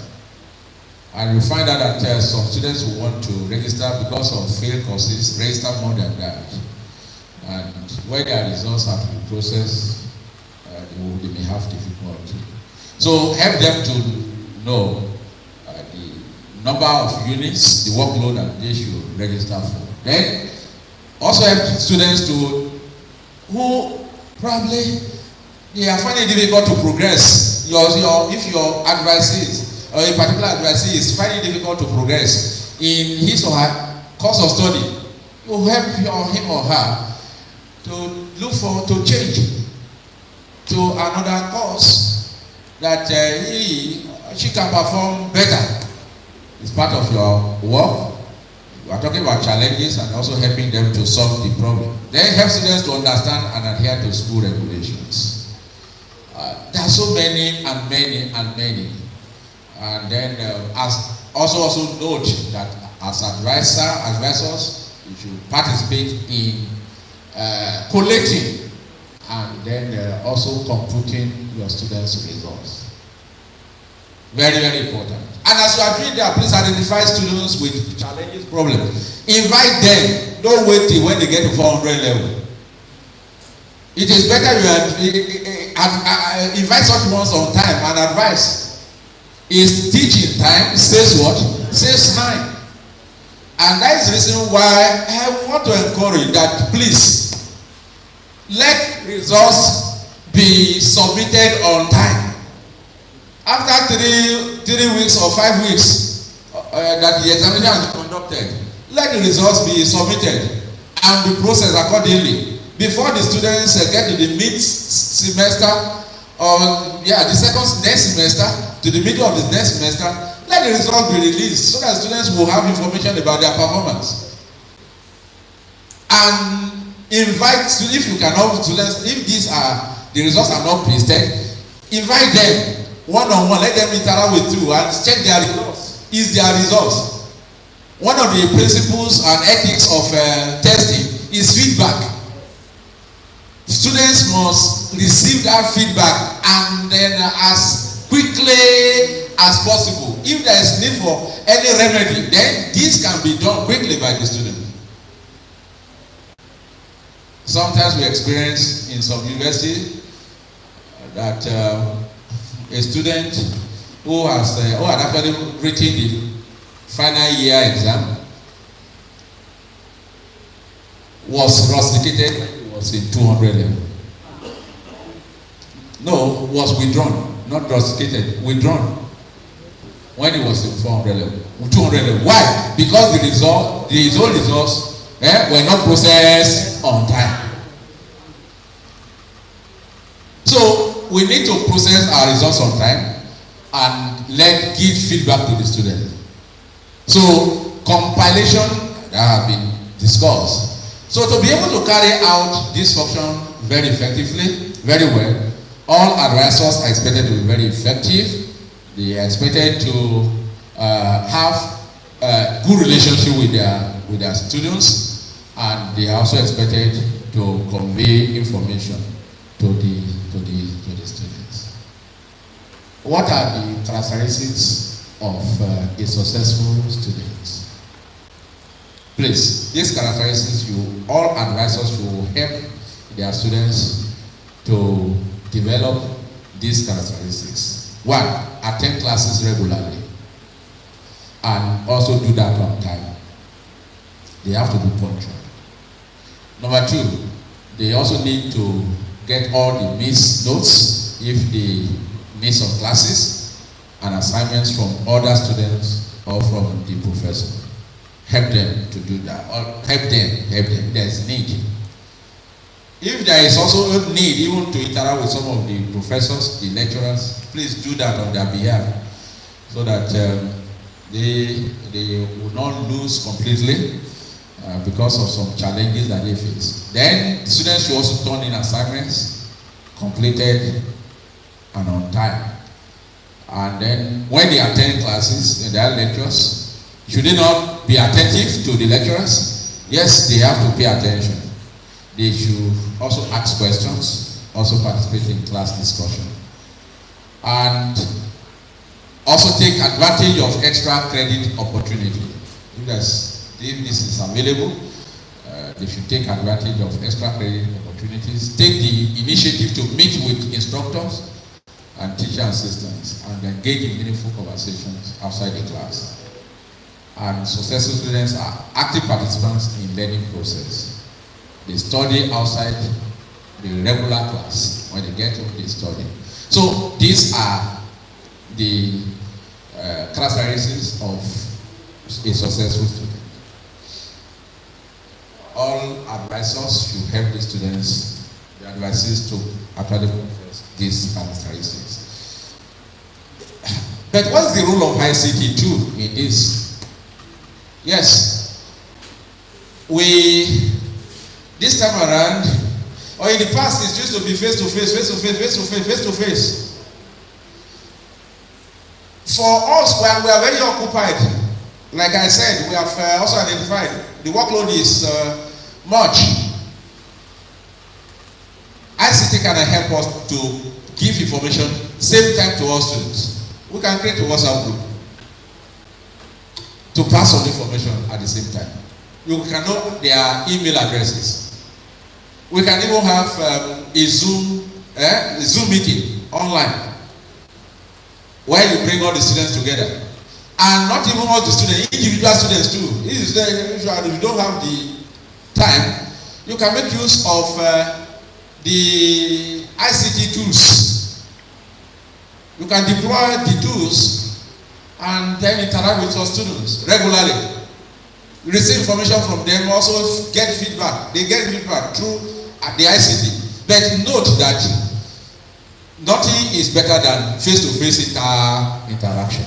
Face-to-face. When they are new, first of all, have face-to-face, one-on-one interaction. Establish the relationship first. After this has been established, then you can make use of this ICT to maintain the relationship and help them. So we have identified how ICT can assist us. So that is that. Now, in conclusion, please. The vision and mission of the University of Ilesa can be achieved if adequate attention is given to the physical, educational, and psychological needs of the students. Let us build bridges with advising that is student-centered The University of Ilesa will be great and highly successful. Thank you so much for listening to me.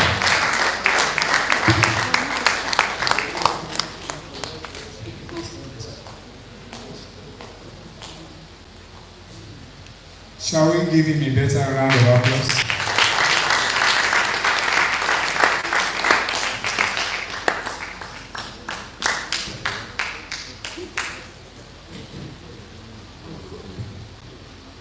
Next is Prepamus Jejemus launch, and they will be starting from that row. So, in the order at which we are seated, we want to move to the Prepamus that is Jejemuin over there. We are starting from here.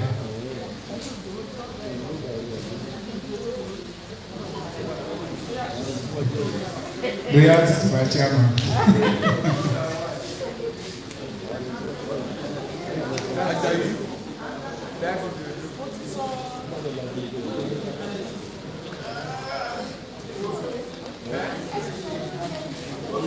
So when the first two rows are set, then the others first.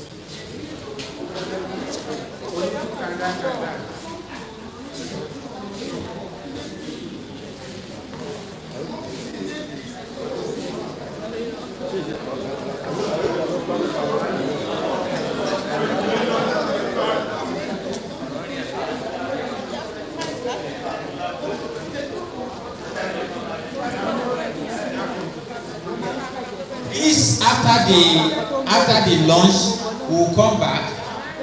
Just spend some minutes in your group. You have been having online group discussion. We will spend some minutes together and then wrap up the day. Thank you very much. Please, you can celebrate yourself. I have an announcement for maybe when we meet. We start tomorrow for some people to take gifts. Yes, we should celebrate ourselves. Shall we give ourselves a round of applause?